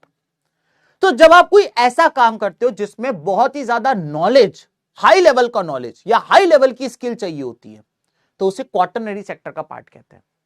फॉर एग्जाम्पल, मान लेते हैं कि जितने भी साइंटिस्ट लोग हैं, R&D रिसर्च एंड डेवलपमेंट करने वाले लोग हैं, IT प्रोफेशनल्स हैं, या फिर प्रोफेसर्स और टीचर्स हैं, हमें टर्शियरी सेक्टर से अलग करके एक अलग ग्रुप भी बना सकते हो, क्वाटरनरी सेक्टर। तो वैसे तो 3 ही सेक्टर होते हैं, प्राइमरी, सेकेंडरी, टर्शियरी, लेकिन तुम टर्शियरी में से कुछ लोगों को निकाल के एक अलग ग्रुप बना सकते हो जिसे हम क्वाटरनरी सेक्टर कहते हैं। ये वो लोग होते हैं जो बहुत ही ज्यादा हाई लेवल का नॉलेज या हाई लेवल की स्किल्स दे रहे होते हैं। चलो, बहुत ही बढ़िया। अगला क्वेश्चन, MG नरेगा एक्ट जो होता है वो किस चीज को प्रपोर्ट करता है? Right to work, right to freedom, right to livelihood या राइट अगेंस्ट एक्सप्लॉयटेशन? मैंने ये बताया है बहुत डिटेल में, गलत मत करियो, बाकी सब तो कंफ्यूज करने के लिए दिया है।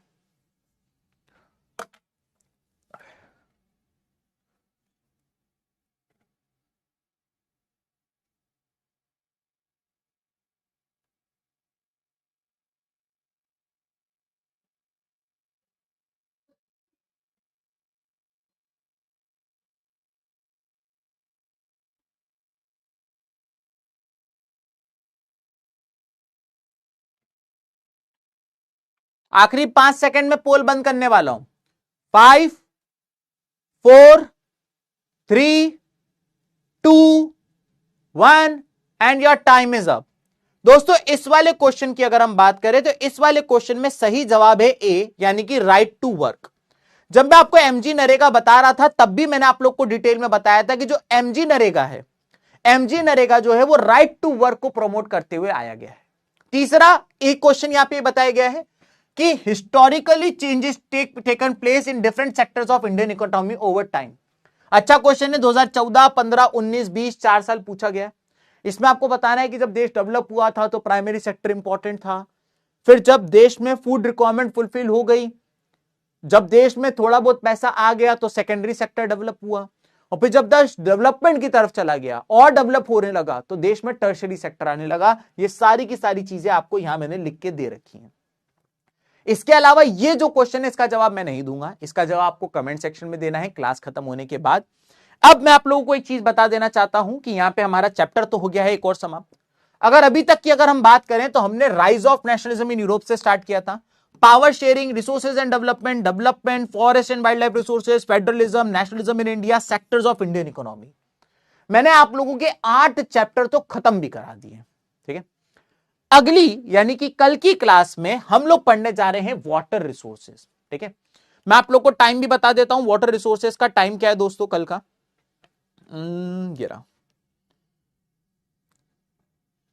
कल प्रोजेक्ट 45 क्लास 10 है मेरी 3 बजे, तो ये मंडे को यानी कि 22 दिसंबर को हम 3 बजे आप लोगों के लिए क्लास लेकर आने जा रहे हैं वाटर रिसोर्सेज की। तो ये क्लास आपको जरूर अटेंड करनी है, कल होने वाली ये क्लास 3 बजे वाटर रिसोर्सेज की। अब आप लोगों का एक टेस्ट है, टेस्ट कब है? 28 दिसंबर को टेस्ट है। टेस्ट किस तरीके का है? ऑब्जेक्टिव टाइप टेस्ट है, ऑब्जेक्टिव टाइप टेस्ट है, सुबह 10 बजे होने वाला है, संडे को ऑल इंडिया लेवल पे टेस्ट होने वाला है। उसके सिलेबस की बात करें तो rise of nationalism in Europe, power sharing, resources and development, forest and federalism, ये 6 चैप्टर्स का आपका सिलेबस है टेस्ट का। ठीक है, तो आज के लिए दोस्तों केवल इतना ही। अगर आप लोगों को आज की क्लास अच्छी लगी हो तो आप क्लास खत्म होने के बाद एक छोटा सा कमेंट छोड़ के जरूर जाइएगा, मुझे आपका कमेंट पढ़ने में अच्छा लगता है। कोशिश करिए कि कनेक्टेड रहिए, मैं बहुत जल्दी कोशिश करूंगा कि मैं पीडब्ल्यू की कम्युनिटी पे भी आप लोगों से कनेक्ट कर सकूं, बाकी आप इंस्टाग्राम वगैरह पे भी कनेक्ट कर सकते हैं। डाउट लेकिन कोशिश करें कि डाउट सेशन में पूछें। तो कल मिलेंगे हम लोग एक नए सेशन में एक नए चैप्टर के साथ, विच इज वाटर रिसोर्सेज।